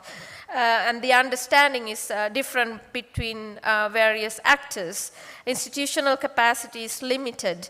And there are a number of investors who would like to take the risk to come in this sector is also limited. And there is also a lack of well-functioning bond markets in some of our countries. GGGI is working with a number of ASEAN countries looking at green bonds and thematic bonds. Actually, yesterday, we supported Cambodia to issue a $10 million green bond. And we are working with a number of other countries on developing bond frameworks as well as bringing in the green project pipeline. But the market varies in different countries, as you all know. So therefore, the green map is expected to bring a milestone because it aims at providing that adequate answers to the current needs. As I said, perhaps not all the answers, but at least to bring in one umbrella, bring in all these gaps and needs under one umbrella.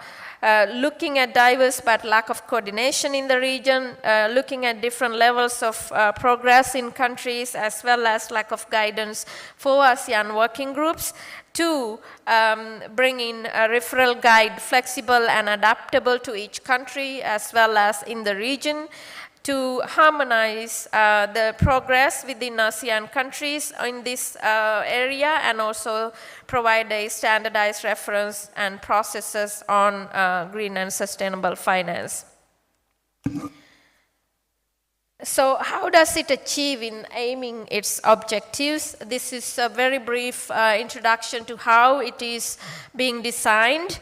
There are three main chapters in the ASEAN Green Map. The first one talks about the aspirations, particularly focusing on alignment with the objectives defined by the ASEAN for the regional financial markets, with some subsections in the chapter looking at the ASEAN vision, objective for sustainable finance in the region, the challenges and needs, as well as giving the content and outline for the overall map.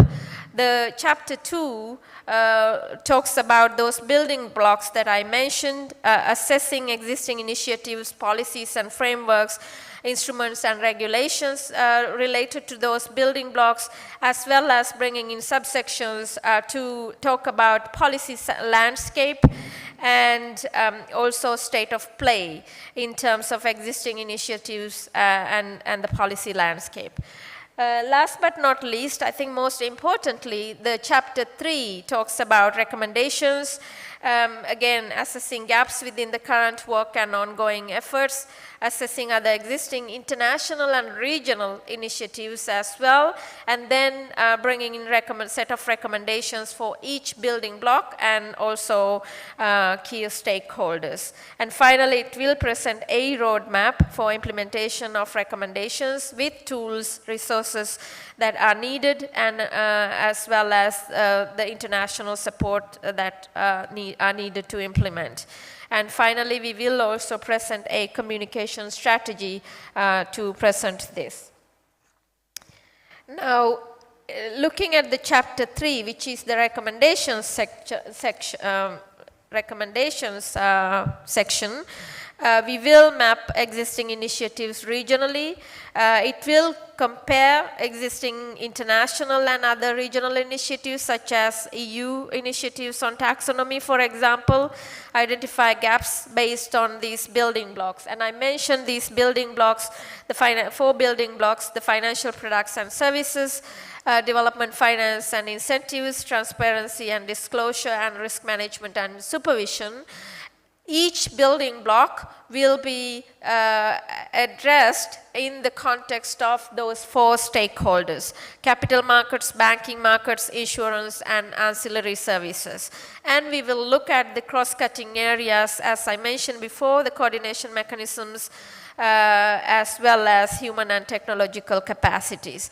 And we will also look at the regulations, the non-banking sector, the multilateral development banks, international financial institutions to incentivize and unblock green financing constraints to facilitate just transition in the ASEAN region. So that brings me to my last slide to say that this is really a milestone for the ASEAN region to really bring in this various plethora of initiatives that are happening under one umbrella to create this one ecosystem for the ASEAN countries as well as the region as a whole to champion green finance as well as finance the green. That is absolutely necessary for this region. The next step is to finalize the ASEAN Green Map report, and we will then hand it over to SLC for further refinement and publication. So thank you so much, Excellency Lee. Thank you for your leadership, and thank you to Republic of Korea and also ASEAN-Korea Cooperation Fund for supporting this work, and also thank you and my absolute gratitude to ASEAN financial ministers and central bank governors team, as well as SLC and ASEAN Financial Cooperation Center. Thank you so much for having me here. Thank you. Thank you, Dr. Achala, for your insightful presentation. Now, we will have a coffee and tea break for 15 minutes. Please come back to the ballroom by 4:50. Enjoy your break, and we will resume shortly. Thank you.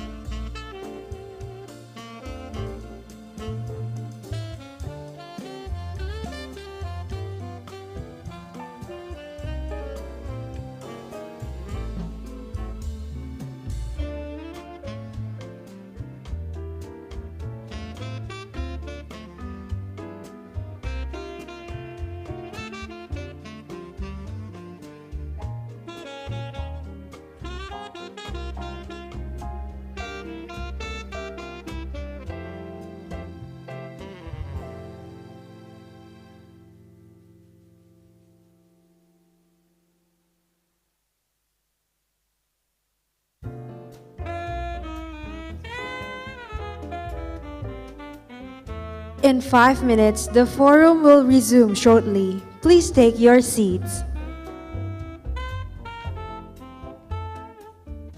The forum will begin shortly. Please take your seats.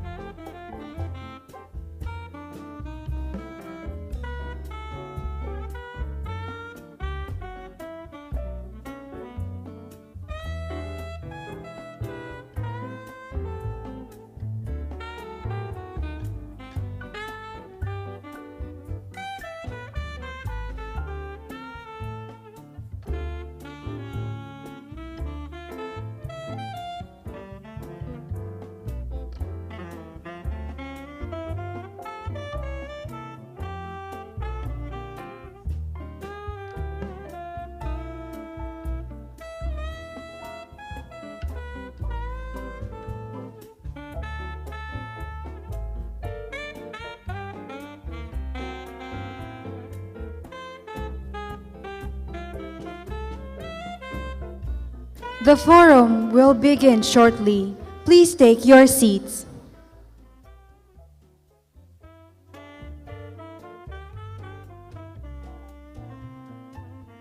The forum will begin shortly. Please take your seats.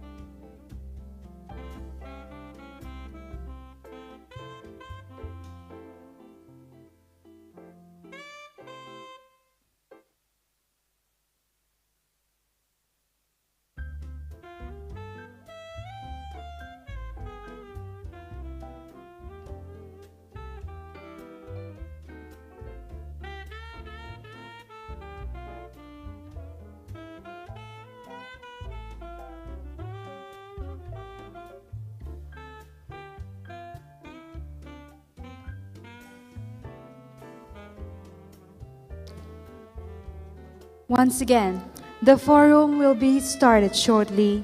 Please take your seats.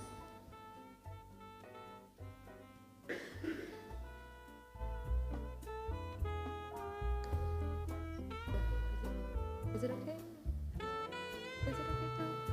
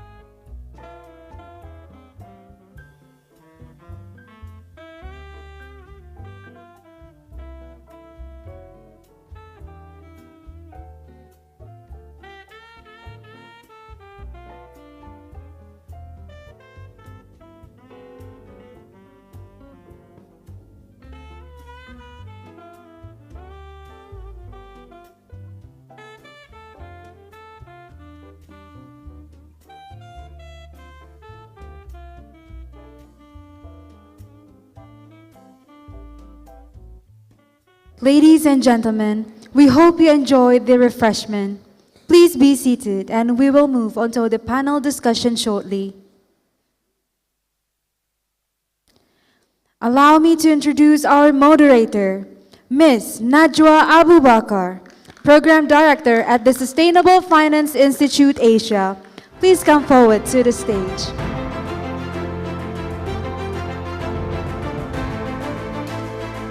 And next, I would like to invite our panelists to be on the stage. First, Mr. Jarod Suroyo, Deputy Director, Sustainable Finance, Otoritas Jasa Keuangan.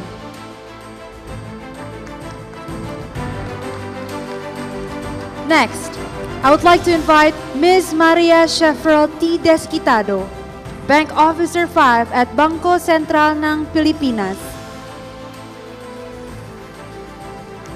Next, Mr. Lim Dae-woo, CEO of BNZ Partners. Next, please be on stage, Ms. Arya Tirana Prakic, Senior Executive Vice President at the Thai Bond Market Association. Next up, Ms. Jialing Shi, Regulatory Affairs Manager for Asia at International Financial Reporting Standards.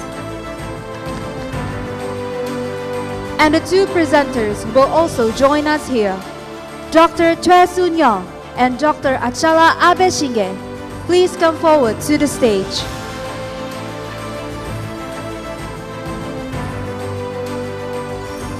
Ms. Najwa Abubakar, the stage is yours. A very good afternoon and a very big thank you to our host, to Your Excellencies, and also ladies and gentlemen. Thank you very much for the opportunity to be here. My name is Najwa. I'm the Program Director from Sustainable Finance Institute Asia. I'm very happy to have our panelists here this afternoon to share their expertise and experience, from Pak Jarod to MC and Dae-woong and Arya, as well as Jialing, as well as our speakers, Dr. Choi and Dr. Achala.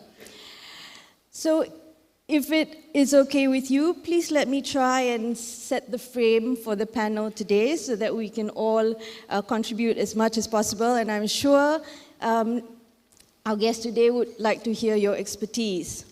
So I think one of the things that's really important is that ASEAN is building the sustainable finance ecosystem by strengthening the three pillars: taxonomy, transition, finance frameworks, as well as disclosure frameworks. And the goal for that is to create a cycle for demand and supply of sustainable finance. So one of the things that's important and key is that the sustainable finance philosophy, approach, strategy is internalized into a company's strategy. But there also lies in some challenges, and those challenges are something we will explore later. But one of the things that I thought was very interesting is that in ASEAN's push to address urgent climate action, as at March of this year, there's more than 50 official taxonomies, national and regional, that have been developed or are in development. And that doesn't include the private sector taxonomies as well. So potentially, you have now to consider over 200 guidances for sustainable finance. So that's private and widely referenced taxonomies. Now, given the proliferation of these guidances over the last 3-4 years, how will financial institutions and companies help internalize these strategies for stakeholders? And what are the steps companies can take to prepare for taxonomy readiness?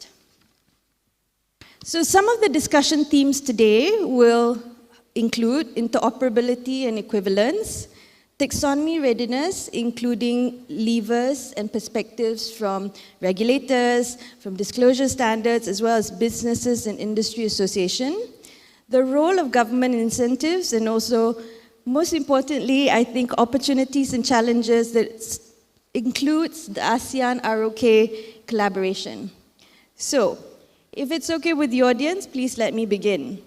We are slightly running behind time, so we will try and keep this as efficient as possible while also maximizing the experience of our panelists. The first theme that I'd like to explore is really interoperability and equivalence. So, Pak Jarod, the Indonesian Taxonomy for Sustainable Finance was launched this year in February 2024, and version 3 of the ASEAN Taxonomy that you were also involved in was launched a month after. So when the ASEAN Taxonomy and the national taxonomies were first introduced in 2021, there were doubts about how the transition approach that the taxonomies had developed, whether it was the right way to go. But the economic, geopolitical, and social considerations that have arisen in the last couple of years and months have thoroughly outlined the importance of transition, right? Which is why we see most, if not all, of the ASEAN taxonomies and the ASEAN taxonomy itself are transition taxonomies, right?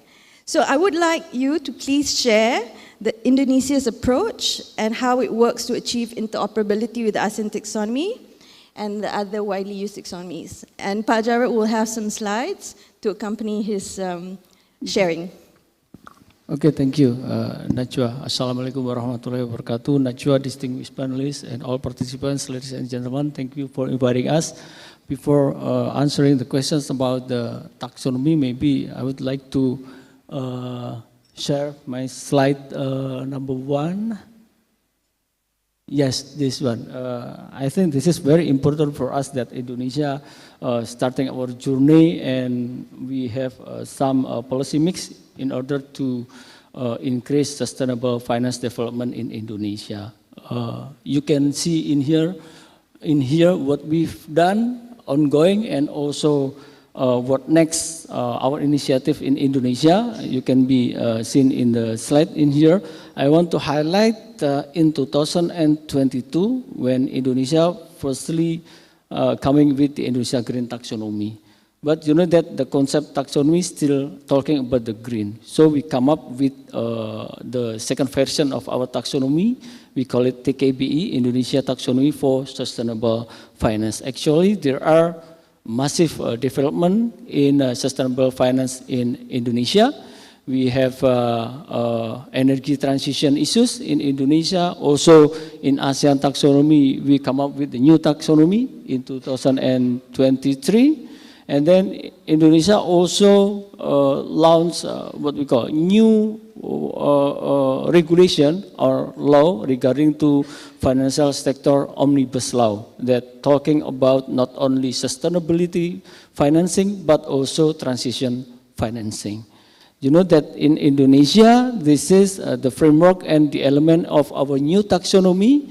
We use ASEAN taxonomy for sustainable finance as our main reference. I think the principle number 2 you can see in here, very important, Bu Najwa, talking about the interoperability and supporting the national interest. Also, principle 1, scientific and credible, and the inclusive. Inclusive means not only inviting large company, but also MSME company to use this taxonomy. We have 4 environmental objective, essential criteria 3, based on the ASEAN taxonomy, almost 100%, yeah, Bu Najwa. And the assessment methodology, technical screening criteria for big company, and sector agnostic decision tree, just like the guiding principles, guiding questions for MSME.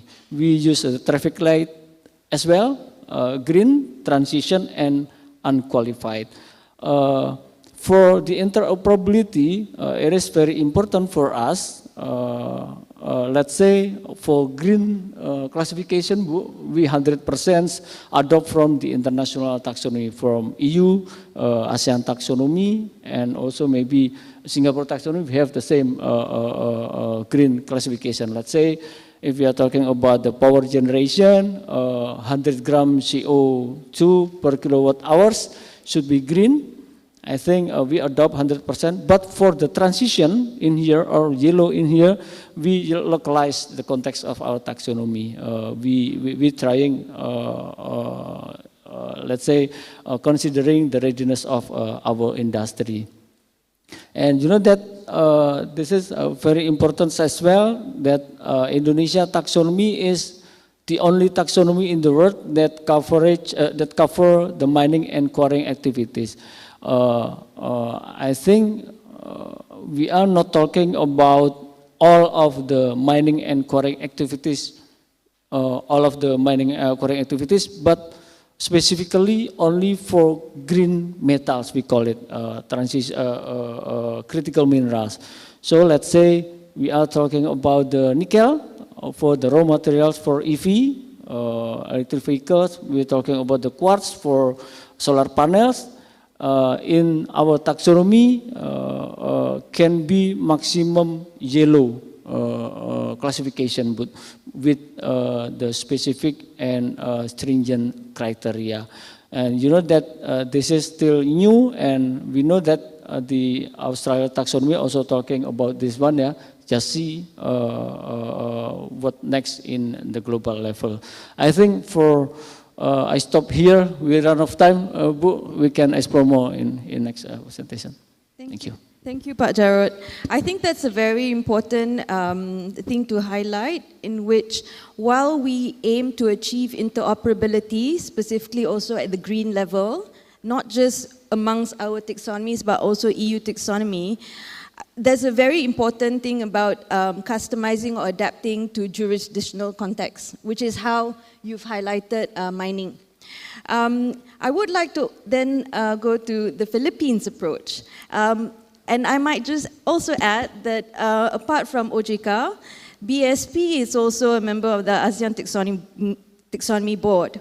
So one of the things I'd like MC to share is that Philippines approach, for one, and what's happened since the SFTG, or the Sustainable Finance Taxonomy Guideline, was launched in February, the same month as the Indonesian taxonomy. So please share the updates that you have. And maybe we can bring up the slides also for MC. Thanks.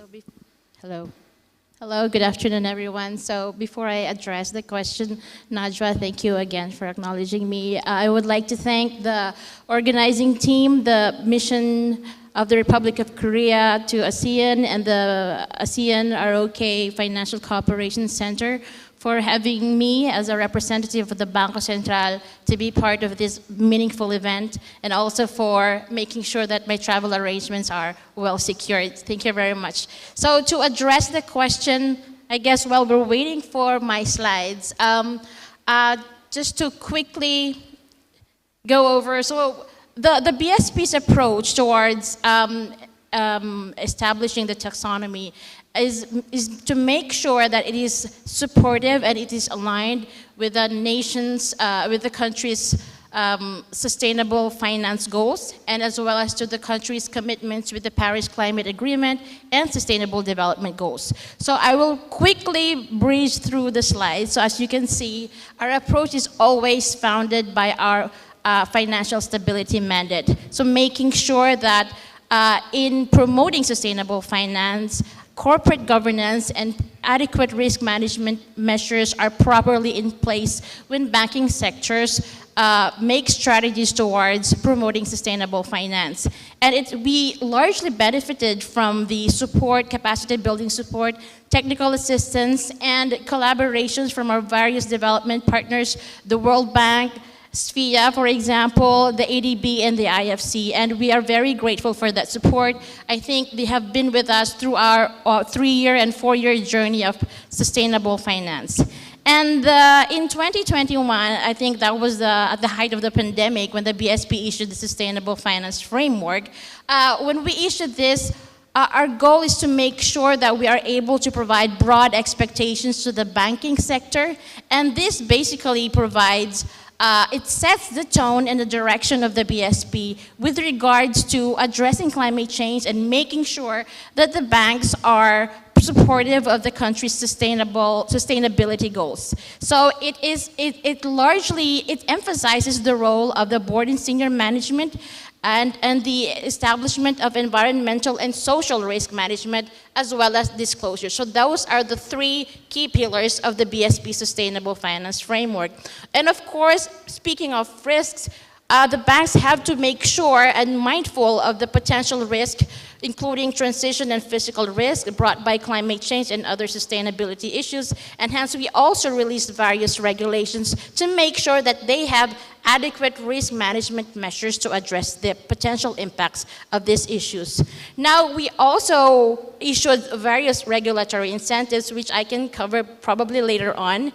But these incentives are focused mostly on expanding the funds available to finance renewable energy projects and other eligible sustainable projects. So now, going to Najwa's question, the Sustainable Finance Taxonomy Guidelines largely benefited from the remarkable work of the ASEAN Taxonomy Board and also with the support of the World Bank. And to promote interoperability, we made sure that the Philippine local taxonomy largely included, we largely adopted the principles-based and also the principles-based approach, as well as the essential criteria, the environmental objectives, the traffic light system, and the general assessment criteria. Now, if you can see, we have 5 principles. Of course, we have to make sure that in implementing the sustainable finance, we have to make sure that we have to acknowledge that there's a dynamic and complex way of identifying sustainable activities.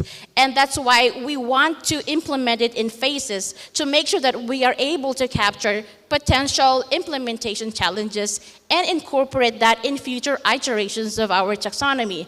And also, we emphasize the importance of inclusivity and practicality in implementing the sustainable taxonomy to make sure that users have a simplified approach of using the assessment criteria. And of course, we make reference to key documents, including the Philippine Development Plan, again, to make sure that the financial sector is supportive and aligns with the country's climate commitments and SDGs. And then we make sure that the banks, through the taxonomy, can be able to provide greater transparency and accountability to enhance market discipline, and of course to also enhance the flow of information that will be able to inform key stakeholders with regards to making sustainable investments. And largely, the taxonomy incorporates a strong transition, given that the Philippines has a very unique transition, has a very unique developmental stage, and we have to make sure that we are not able to stifle the growth of the Philippines, but encourage developments, encourage enabling activities that's still supportive of green transition plans, but at the same time will support the country's sustainable growth. So I'll stop from there, and I hope I can provide more information later. Thank you, Najwa. Thank you so much, MC. So I think what we can gather from that is that with respect to interoperability, both the ITSF, the SFTG, and also the ASEAN taxonomy, with respect to key design principles, I think some activity list as well, it can be mapped together, right? Which I think strengthens the argument for interoperability, apart from the fact that you're also both working on both taxonomies. So thank you very much for that. And for for Dae Woong, what I'd like to go through with you is this. The development of taxonomies takes into account the needs and capabilities of taxonomy jurisdictions. And taxonomies of developed countries like the EU as well as South Korea were designed to support the EU Green Deal and the Korean New Green Deal, respectively.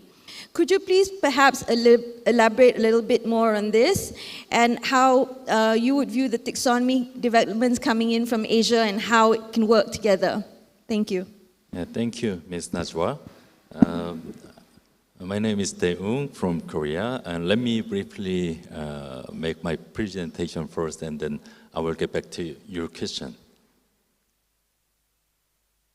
I am the CEO of BNG Partners, which is a sustainability advisory and investment firm in Korea.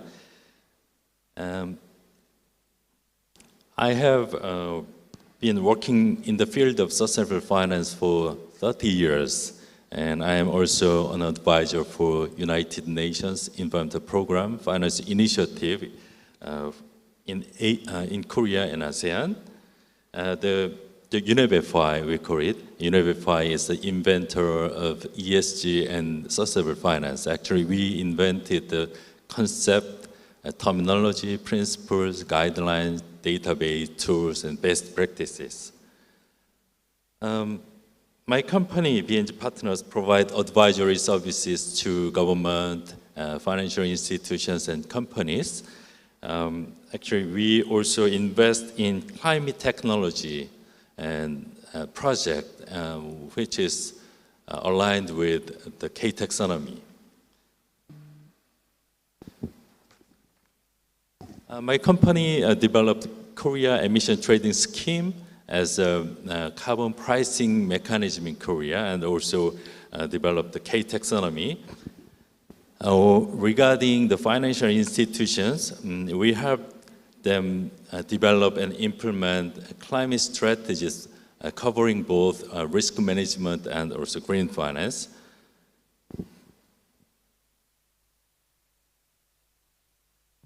Well, UNEP-FI has a theory of change of sustainable finance. The theory explains how sustainable finance can lead to impact on real economy and also system change, aligning sustainability into financial stability. And this will ultimately help us to realize SDGs and Paris Climate Agreement. And sustainable finance has two main approaches. The first one is reduce capital to unsustainable economy through advanced risk management, and the other is to increase capital to sustainable economy. Regarding the first approach, the risk management, as shown in the left box below, the Korean government has introduced the constitutional law on net zero and green growth, and also the Korea emission trading scheme, and a mandatory guideline for climate-related financial the risk management by the financial regulators. And regarding the second approach, the green finance, as shown in the right box below, the Korean government has announced climate tech industry promotion plan last year, and this year we announced the 420 trillion Korean won green finance pledge by 2030. That is equal to 313 billion US dollar size. The government also launched the K taxonomy in December 2021, just ahead of EU taxonomy. And also the government published the K green bond guidelines based on K taxonomy, and also will publish K green loan guideline based on taxonomy within this year. However, there is some room for improvement, actually, especially in making the K taxonomy disclosure mandatory for businesses and financial institutions. For the time constraint, I will skip 2 slides on UNEP Finance Initiative. This is my last slide.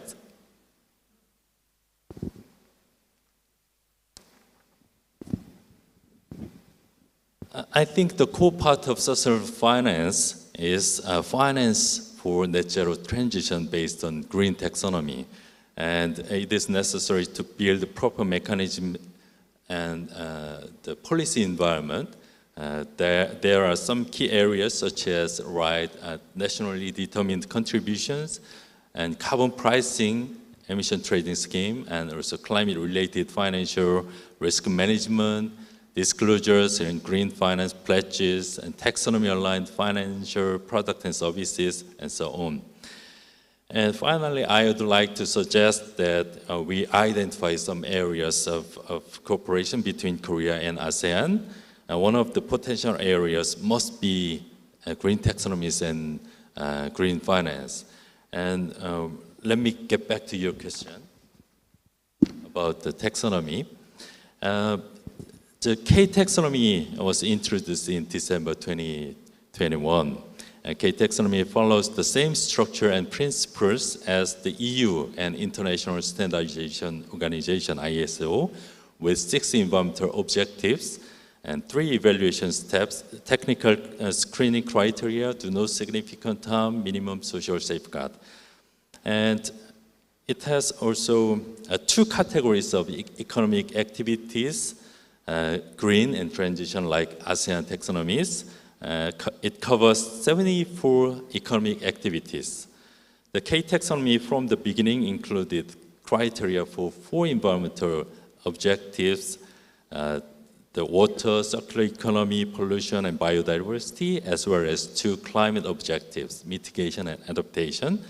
And the Korean government is now updating this criteria based on the EU taxonomy's latest development in 4 environmental objectives. We expect to publish the 3rd version of K taxonomy within this year. We are now in the process of public consultation. The development of Asian taxonomy is super great, and it has achieved considerable progress, and the 3rd version stands out as particularly sophisticated, I think. When I first encountered the EU taxonomy, I was struck by the challenge of practical applicability, too difficult to understand, and also to apply. I think EU taxonomy appears somewhat idealistic and theoretical, and therefore, when I draft the K taxonomy, I try to formulate the evaluation criteria as an easy checklist, enhancing the applicability for companies and financial institutions.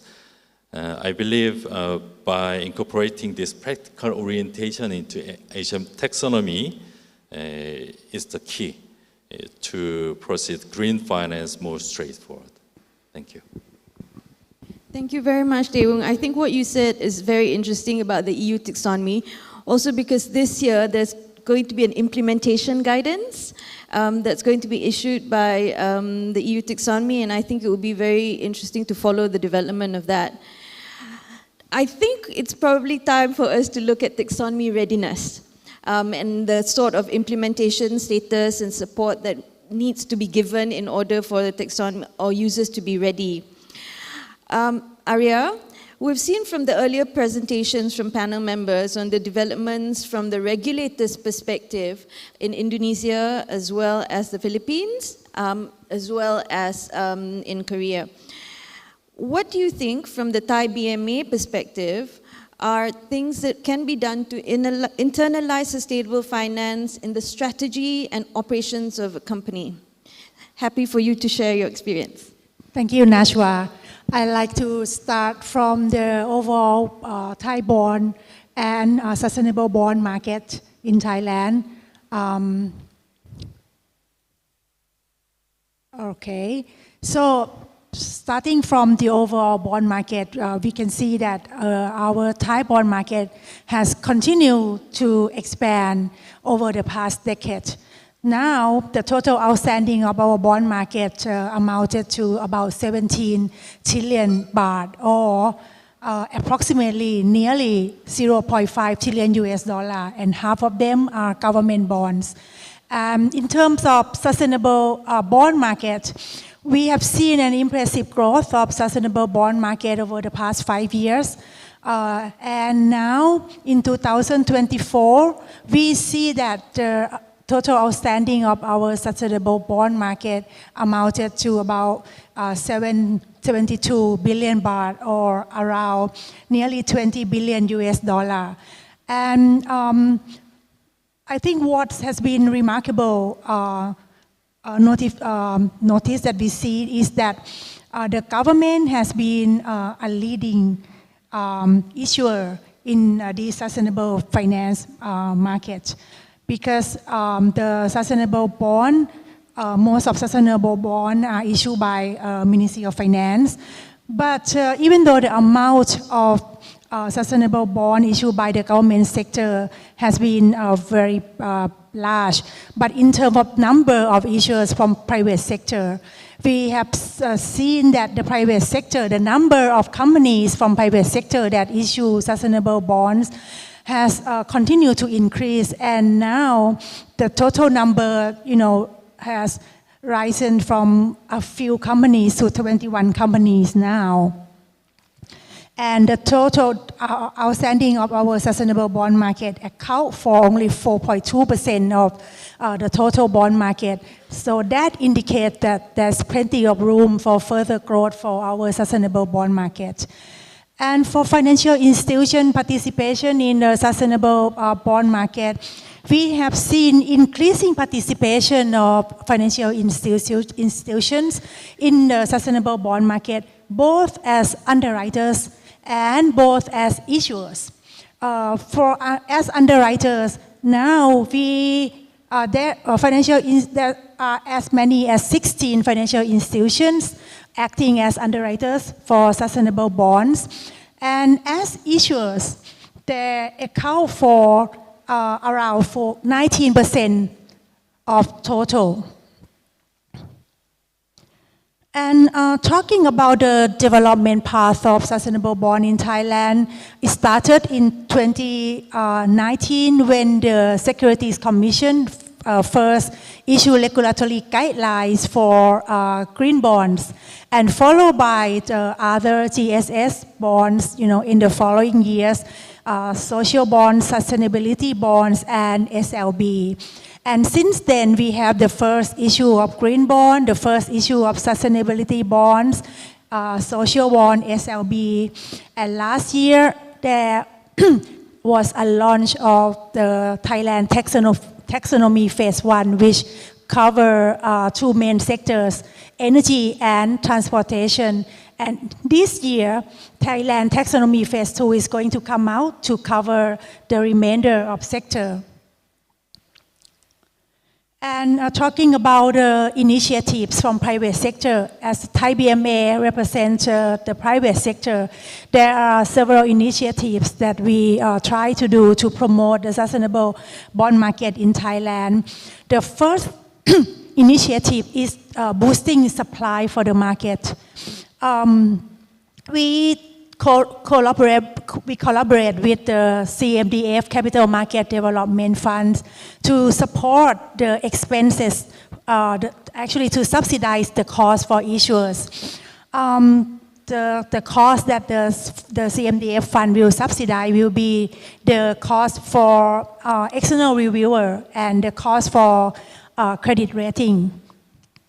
And we will subsidize for issuers for 2 million baht per types of ESG bonds. And the period, we start from 2023 last year, and we just expand to 2027. So this will help provide incentives for issuers, particularly the smaller ones, and to lessen the expenses for them.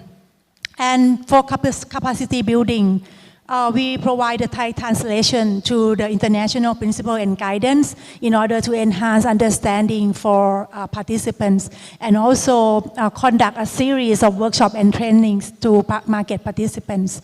And in supporting tools, Thai BMA as an industry association, we provide information platform for the market.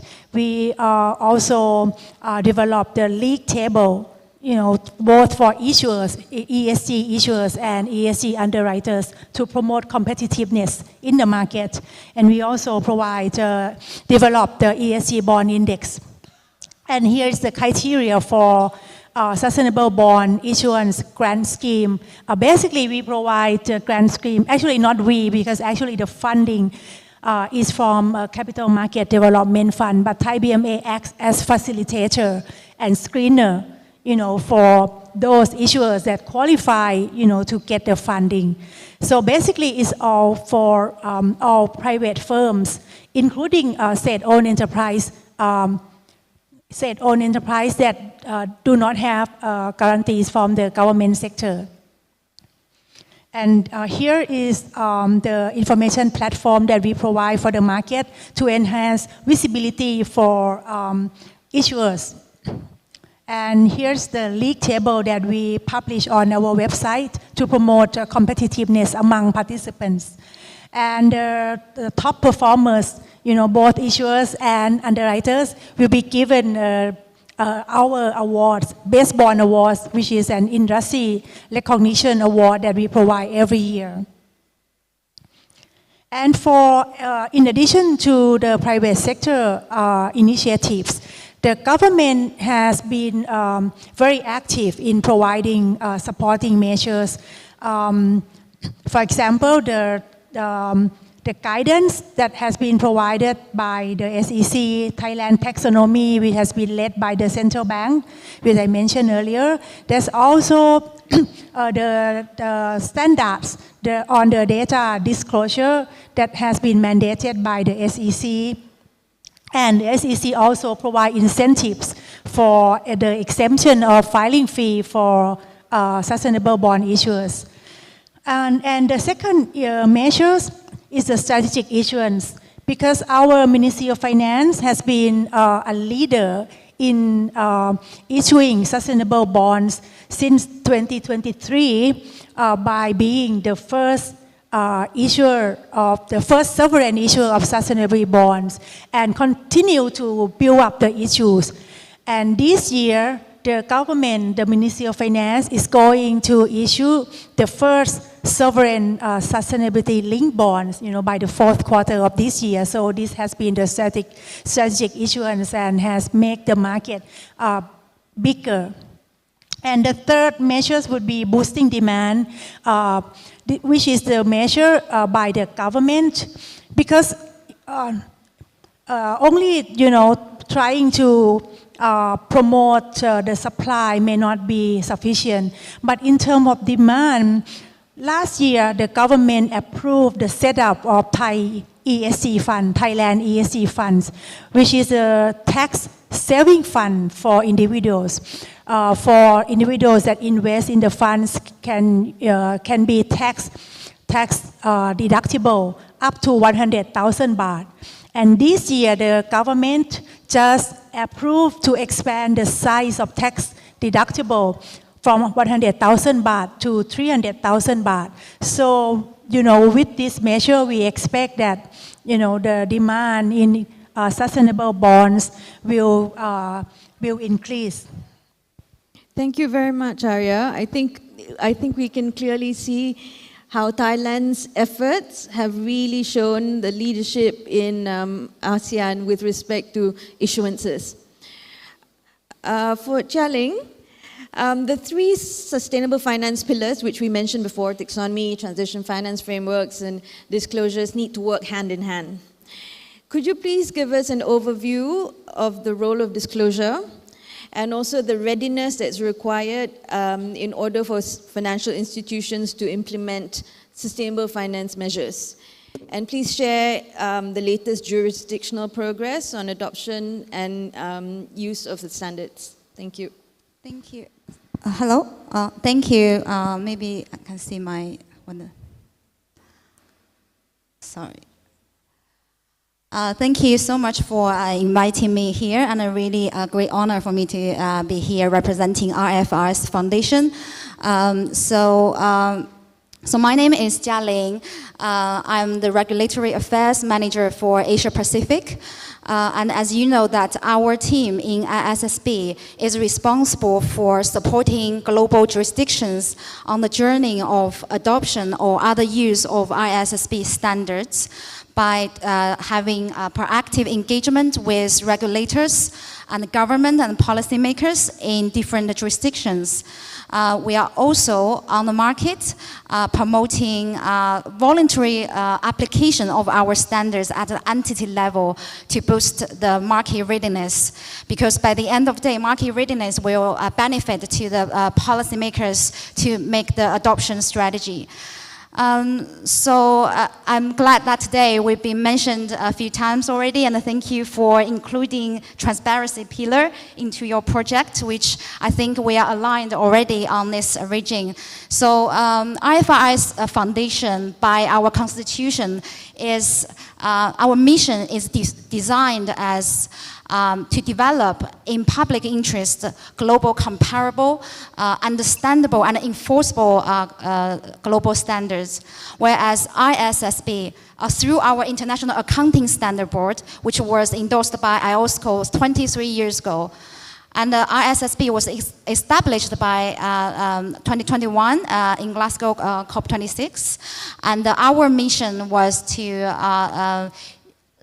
our objective is for entities to disclose sustainability-related risks and opportunities that is useful for primary users of general-purpose financial reports to make decisions on whether they want to allocate resources to the entities.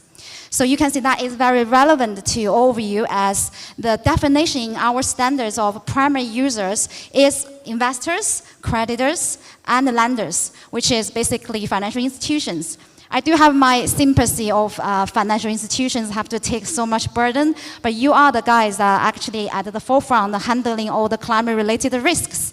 So, and also having the transparency and the public accountability. So we actually provide extra care in our standards that you have to disclose your finance emission as a requirement, and sorry about that.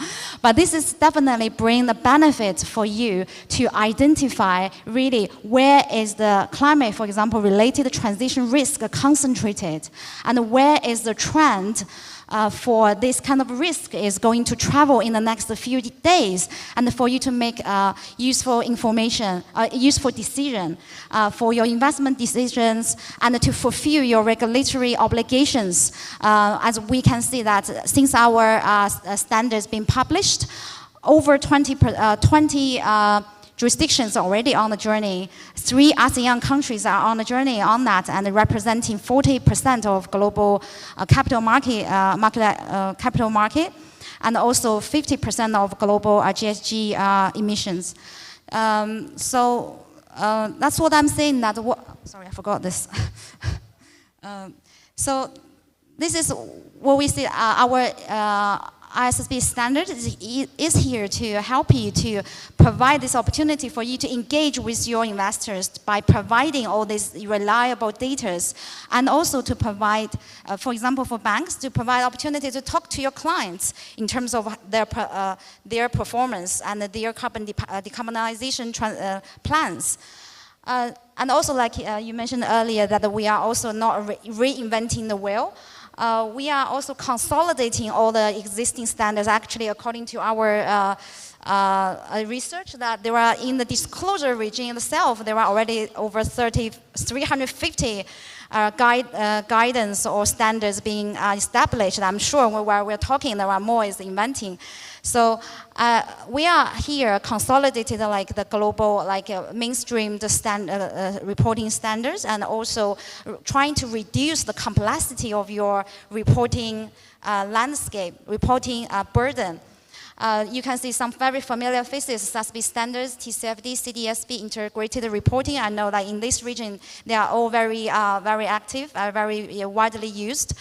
We are also, last week, actually 2 weeks ago, we announced that our cooperation with GRI going forward, and also how we work with CDP, for instance. So we are thinking about how we can make the market simpler, make the regulation simpler to all of you. And TCFD, I'm sure for financial market, this is very familiar, as a lot of jurisdictions mandating TCFD recommendation for disclosure, especially climate-related risks and opportunities. Because I used to work in the UK government leading on the sustainability finance. I know that this is such a big thing that it actually has been promoted globally for 5 years.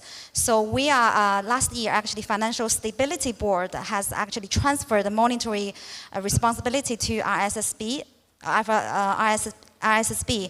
And also our standards really build upon TCFD recommendations. That says, when now you can directly apply ISSB standards S1 and S2 without needing to provide a TCFD recommendation. And also you are already meeting your regulatory requirement and meeting upcoming regulatory requirement of ISSB standard. So we also have supported like education, capacity building. We have a whole big capacity building team and program. Worth mentioning that we actually work with ASEAN country already. ACMF, ASEAN Capital Market Forum, is a close partner with us. We have already agreed to deliver 2 big sessions each year for regulators and corporations respectively. We already did 2 in the past year, and also we are going to do another one this October. To discuss some really technical issues in terms of Scope 3 disclosure, industry-specific matrix or disclosure requirements. So we hope that kind of level of information can help you really address the challenges that you mentioned throughout this session. Just last one thing is about the kind of mechanism we designed is like the channel that you can, any stakeholders, including the authorities, governments, and entities, you can submit your questions through this transition implementation program group. And then as long as it is relevant to implementation of S1 and S2, and then we will, this is like a public forum, we will give response to that. So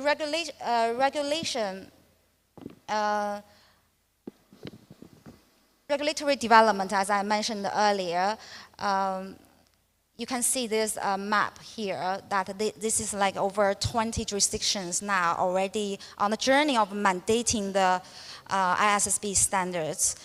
And we are having actually a lot of conversations with them, and you can see a lot of them have published the consultations or have concluded the consultations. And then going forward, by the end of actually this year or early next year, we are going to actually publish a jurisdictional profile featured by the key elements from our standards to provide jurisdictions transparency in terms of different jurisdictions' approaches in terms of adopting ISSB standards. So we really welcome ASEAN countries to reach out to us to discuss this important measure and also how you will set your adoption strategy and what is the challenges that we can help you. We actually had a really successful closed-door discussion with Hong Kong, with like Singapore, for example. We are trying to do more in this region as well. So maybe conscious of time, I will probably stop here for now. Sorry. No, it's okay. Thank you very much. I think certainly an area of great challenge, but one that gives opportunities, especially in terms of collaboration and capacity building.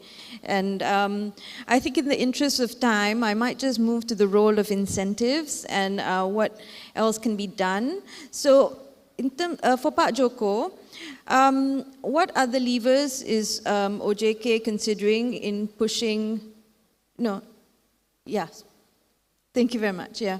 What other levers is OJK considering to push sustainable finance? And perhaps you can share briefly the next steps in Indonesian taxonomy development and how it probably relates to the area of disclosure or transition finance. So we're happy to hear what the next steps are. Right. Right.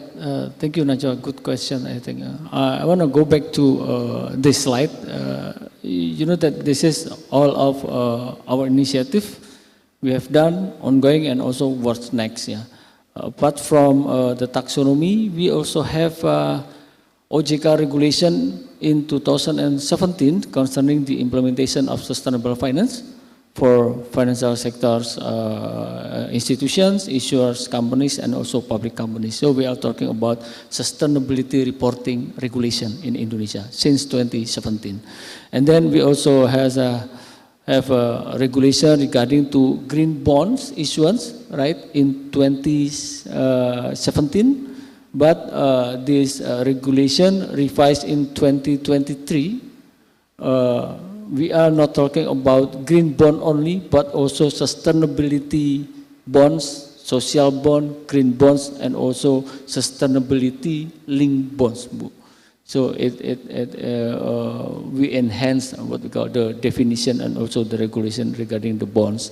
And then, as you may know, we also launching the Indonesia Carbon Exchange, right? In September 2023, come up with OJK regulation as well, and we what we call have the new regulation regarding to the implementation of the governance of commercial banks. Actually, we are not talking about what the climate risk is, but also how to manage the climate risk well by banking. So we have come up with the OJK regulation number 17 and also climate risk management and scenario analysis. And then aligning with Ms. Jaling said before, we need to updating our sustainability reporting regulation with the FRS S1 and S2. We still ongoing process. And you know that I am one of the Indonesia Sustainability Standard Boards. Hopefully we can finalize our adoption document next year for the for the adoption in Indonesia. And also we need to finalize our TKBE or our taxonomy for all of NDC related sectors. You can see in here the roadmap of our taxonomy, the right side, right after ASEAN Taxonomy Sustainable Finance version 1, version 2, version 3, and then version 4 will follow the movement or the development of the ASEAN Taxonomy book, as we are also a member of ASEAN Taxonomy Board. So we did in ASEAN Taxonomy Board and then come up with the Indonesia Taxonomy as well. And then last but not least, we also trying reporting system for taxonomy. Why? Because taxonomy is a very crucial, very complicated. Without let's say pilot project, that's almost impossible to understand what taxonomy is and how to use the taxonomy. And hopefully in next year, Indonesia will have the Sustainable Finance Committee. You can see what we call in here, right? As mandated by Law of Financial Service Omnibus Law, that in next year we will have Sustainable Finance Committee, consists of OJK, MOF, and also Central Bank of Indonesia. So overall, hopefully we can do better development of sustainable finance in Indonesia. Hopefully, thank you. Thank you, Pa. I think what you mentioned about awareness and capacity building is certainly a challenge that we find not just on your side, but certainly on the ASEAN Taxonomy side. And we've just started stakeholder consultation. And it's a recurring feedback, especially facing readiness. Companies are not aware what they're supposed to do, and it's also speaking to the right people. The people who are front-facing are not necessarily the ones who are implementing the measures, which I imagine will be a challenge that you've faced as well. So perhaps, MC, what you can help us, or maybe just enlighten us also, what about the Philippines? What are some of the things that the Philippines is doing to push the sustainable finance levers? Pak Joko has explained about the landscape of sustainable bonds and green bond issuances. What about the Philippines? Thank you, Najwa. So perhaps this is an opportunity for me to discuss about the recent issuances of the Bangko Sentral ng Pilipinas. First of all, again, the incentivizing lending to green projects. Our goal is to expand the funds available to fund sustainable projects. So one of the main incentives that I can mention is the BSP's grant of temporary grant of additional 15% single borrowers limit to banks. So in a way, this will be implemented for 2 years, and additional 15% single borrowers limit will be for eligible green projects. So when we say eligible, what is the key reference document? So this is the time wherein the banks will have to use the Philippine Sustainable Finance Taxonomy guidelines. So in a way, it creates more traction, increase the usability of the taxonomy, and creates more use cases for the country's taxonomy. And then another incentive is the BSP's reduction of reserve requirement ratio for sustainable bonds. So when we say bonds, this refers to the ASEAN labeled green, sustainable, and social bonds that was in accordance with the guidelines of the Securities and Exchange Commission. So this will be implemented in tranches. So for the first year, the BSP will reduce the RR to 200 basis points, and for the second year, we will have to reduce it to by 100 basis points. So essentially, from the current 3% reserve requirement, it will go down to 0%. So this will be in just a matter of 2 years, and 3 years before this policy lapses, the BSU will have to review whether this kind of incentive is indeed effective in promoting sustainable finance, and to also address if there are current policy implementations, again, to expand the knowledge wherein we can better fine-tune the current taxonomy and incorporate other, current situations on the ground that will better help address current barriers in the banking sector.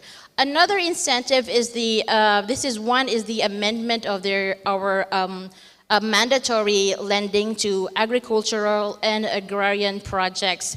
Through our amendment of the definition of the definition with regards to what is qualified as an agri-agro project, the BSB has included sustainable finance as one of the eligible criteria when it comes to meeting the mandatory credit by banks. So by including that definition, by tweaking that definition, we have indeed incorporated that as one of the bases, because banks have, particularly the big banks of the bigger banks of the Philippines, have a difficulty in complying with mandatory credits, particularly in agriculture, because the agricultural area is one of, it's basically catered by smaller banks, and the bigger banks mostly caters to big ticket projects. And because of their lesser exposures to agricultural projects, they would tend to just pay penalties. So we do not want to collect penalties. Yeah. We want to improve the compliance with such mandatory credits. Not that the BSP is espousing mandatory credits, but this is something that the government sees is important to support agricultural projects. But then with the inclusion of the sustainable finance in the eligible criteria for mandatory credit, we have therefore expanded the realm of eligible projects for agricultural mandatory credit. So basically, those are the incentives from the BSP side. Thank you. Right, thank you very much for that. I suppose just for our speakers, the last block of, I think, what probably the audience will find really helpful is opportunities and challenges. I'll start with Arya. When you look at the landscape around you, not just in Thailand, but around Southeast Asia, what do you think the industry needs to do to prepare itself? And I think specifically if you can focus on the challenges that you see in the next 2-3 minutes, as we're running out of time, and I want to give opportunities to others as well. Thank you. All right.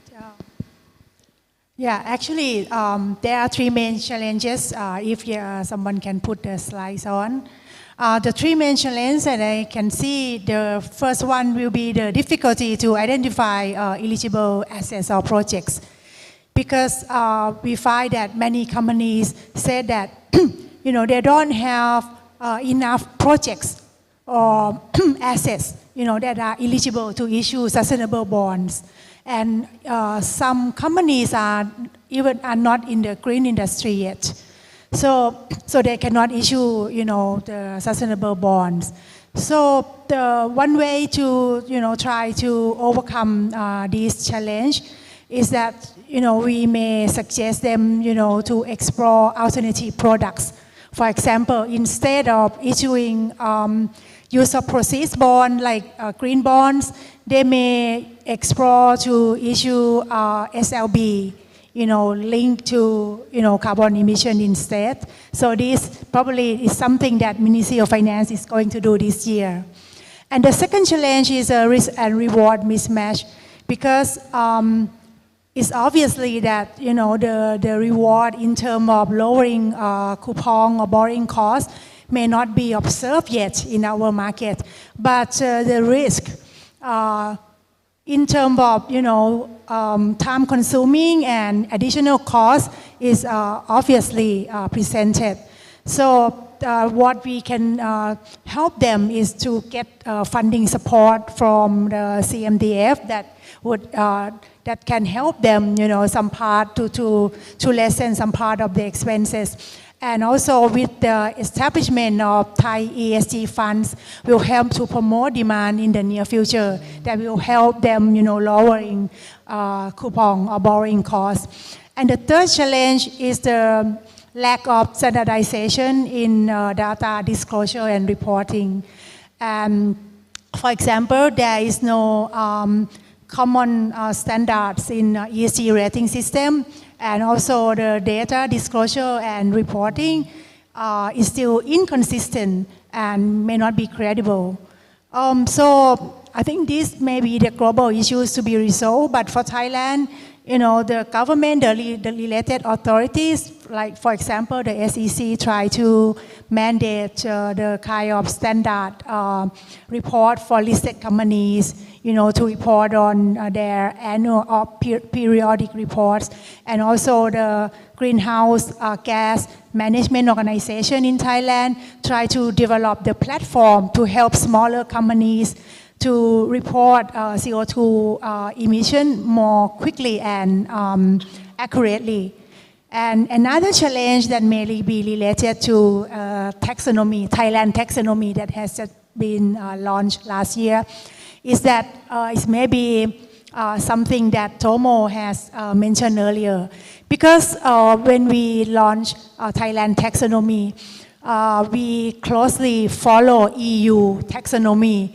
So most of the technical criteria, the threshold criteria is very strict. For example, for biomass energy, the CO2 emission, for the project to qualify as green must be less than 57.5. As compared to, in ASEAN taxonomy, it's allowed for less than 100. So that makes many companies, particularly smaller companies, to achieve. So these may be the issues that maybe the authority, the regulator must reconsider, or maybe to balance between the global sustainability goal that we want to achieve and the reality in our local markets. Yeah. I think you're perfectly right. I think there is a need to balance jurisdictional context and also credibility. Thank you for sharing that. And for Chia-Ling, could you please share the opportunities that the IFRS Foundation sees, considering you have the regional and global perspective with respect to the development of the disclosure pillar? In the next 2-3 minutes, please. Okay. Hello. Yeah, so maybe if you see, we made an announcement about our next work plan in the next 2 years. So we've now having the S1 and S2, which S2 is focusing on climate-related disclosure. We are now going to work on a research project to look at what are the other topics in sustainability world. So we've actually already decided that we are going to look at biodiversity, ecosystem, and ecosystem services as the topic of S3. and also human capital as 4. So these are our key priorities in the next 2 years, as well as implementing S1 and S2 in the global market. And what I see is adhering to globally acceptable standards will really help local entities, especially entities in this region, to better access global capital markets. And also it actually can attract foreign direct investment and really encourage the capital flow. I think that is precisely what we're trying to do here on disclosure. And in the context of transition finance and taxonomy, our standards can really help you to mitigate the, for example, greenwashing risks, because by requiring industry-specific requirements, that's why this is so important that industry peers then will compare to each other's information, then the greenwashing has nowhere to hide. That is also not just the opportunity and also the risk management. Then, because opportunity is one thing that we require entity to disclose, then that actually provide you not just motivation, it's actually the regulatory obligation to find the opportunities, to make your judgment to see how do we transfer the risks into the opportunities. I think that is something we can really make a change for this market. I remember something else. I think that is, and also SMEs. Yes, I remembered. SMEs is so important in this region. As you see, we wanted to clarify that we are not putting, at least now, we are not asking SMEs to disclose using our standards. We understand that is not possible. They are not ready for that. And but SMEs doesn't have this regulatory obligation, doesn't mean they don't have the disclosure obligation, because their key value chain entities, the financial institutions, will soon to talk to them to ask for information. But I think that is the way we wanted to do, is that through the key value chain entities, and then they can also think how they can take this as an opportunity to engage with their value chains, SMEs, to help them to better transit to the sustainability world. And if you really can't cope, because I always find the challenge is that people always say, oh, we will already have a lot of costs. If we add this, we will be bankrupt. But then I see ESG is something that is going to happen in the world, in the regulatory landscape is different from simply adding a cost into the company. So company will need to have to find a way to survive in the new environment. That's what I want to say. Thank you. Yep. Thank you very much. I think it requires a common but differentiated approach, which we also look at with respect to taxonomy, given that 97% of ASEAN economy is SMEs and MSMEs. Tae Wong, you have the honor of wrapping up our panel today. Given your experience, could you please briefly share your views for the potential areas of collaboration among Korea, ASEAN, and to promote green finance in this region? Thank you. All right, thank you. Well, Korea has some experiences in sustainable finance, including K-taxonomy and some incentives schemes for sustainable finance, including the subsidies for issuance cost for green bond, and secondary support for green loan and green asset-backed securities, and also guarantee schemes. So probably we could develop some cooperation project between Korea and ASEAN on green finance based on taxonomy, including the capacity building and pilot project, and also with some kind of comparative studies, because there are several green taxonomies in the region. Thank you very much. And I think the ASEAN Green Map is probably one of the things that we would really look forward to as part of this collaboration. What Well, firstly, thank you very much for sharing your expertise today. I would now like to open up to the floor if there are questions that would require input from our expert panel members.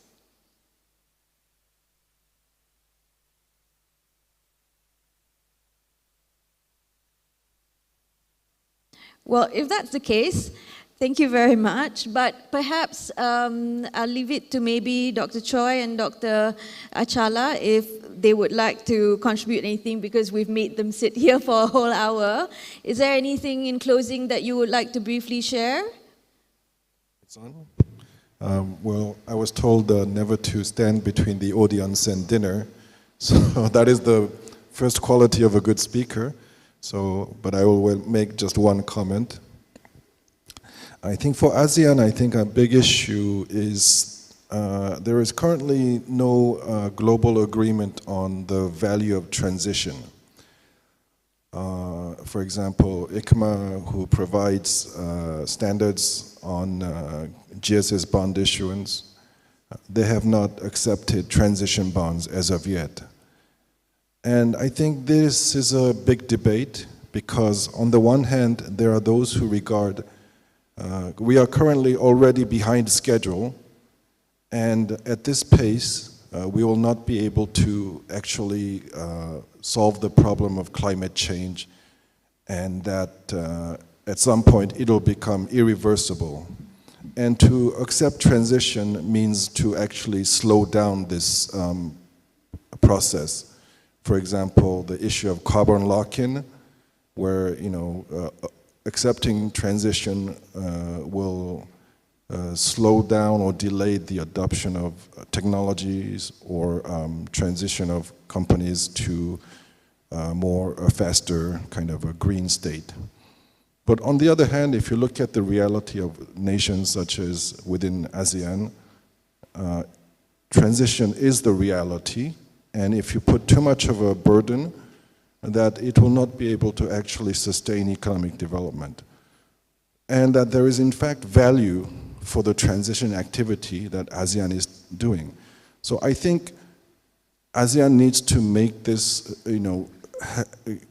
have a larger voice in terms of the value of transition. I'm sure it's doing this already, but I think one issue is, as I mentioned, a global agreement on transition. And if that agreement, I think, takes place, then that'll place value on transition, and then that'll be the basis of creating financial products and services based on transition activities, and hopefully that'll increase more international as well as domestic investment and capital.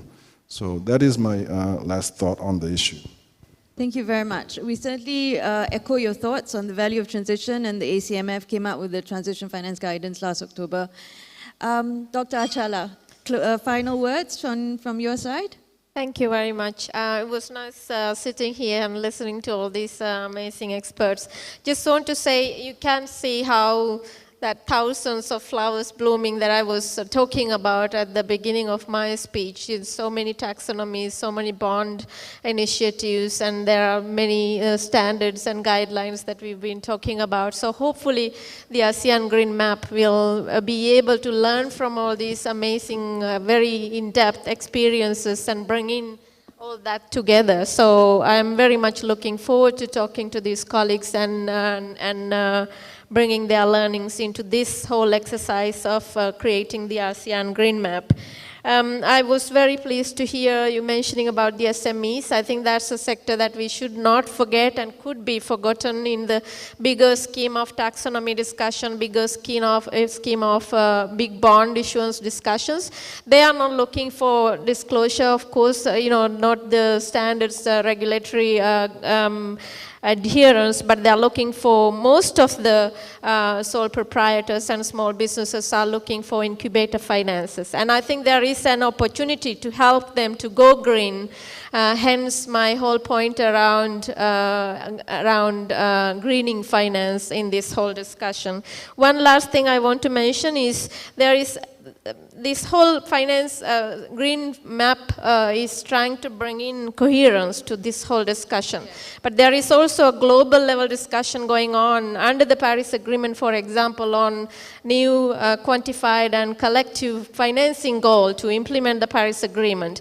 And the governments are requested to finalize their discussion at the end of this year at the COP29. So I was a negotiator before. I negotiated the Paris Agreement, and I know how the financing sector and all these stakeholders that we are talking about today are very much disconnected from that discussion. So I really hope that this is an opportunity for us to bring everybody together, the governments and all the other stakeholders in the finance sector, to have a more kind of collective aspiration and collective effort to implement the Paris Agreement and the SDGs, and that we are in that journey together to bring everybody together. There is another effort going on to develop new NDCs and to be submitted by 2025, and that's new round of NDCs hopefully bring in more cohesiveness to the financial sector and bring in financial sector to implement green projects and programs in a more cohesive manner on the ground. I will stop here. Thank you very much. Thank you very much. I think on that note, it just means that our work never stops and it continues. So thank you very much, first to our speakers, Dr. Choi, as well as Dr. Chala, and to my esteemed panel of panelists from Pak Jarod, from MC, Dewung, Arya, as well as Chia Ling. And thank you very much for listening. And that brings us to the conclusion of the panel session. Thank you. Let's give a big applause for our moderator and panelists for their active participation. You may now return to your seats.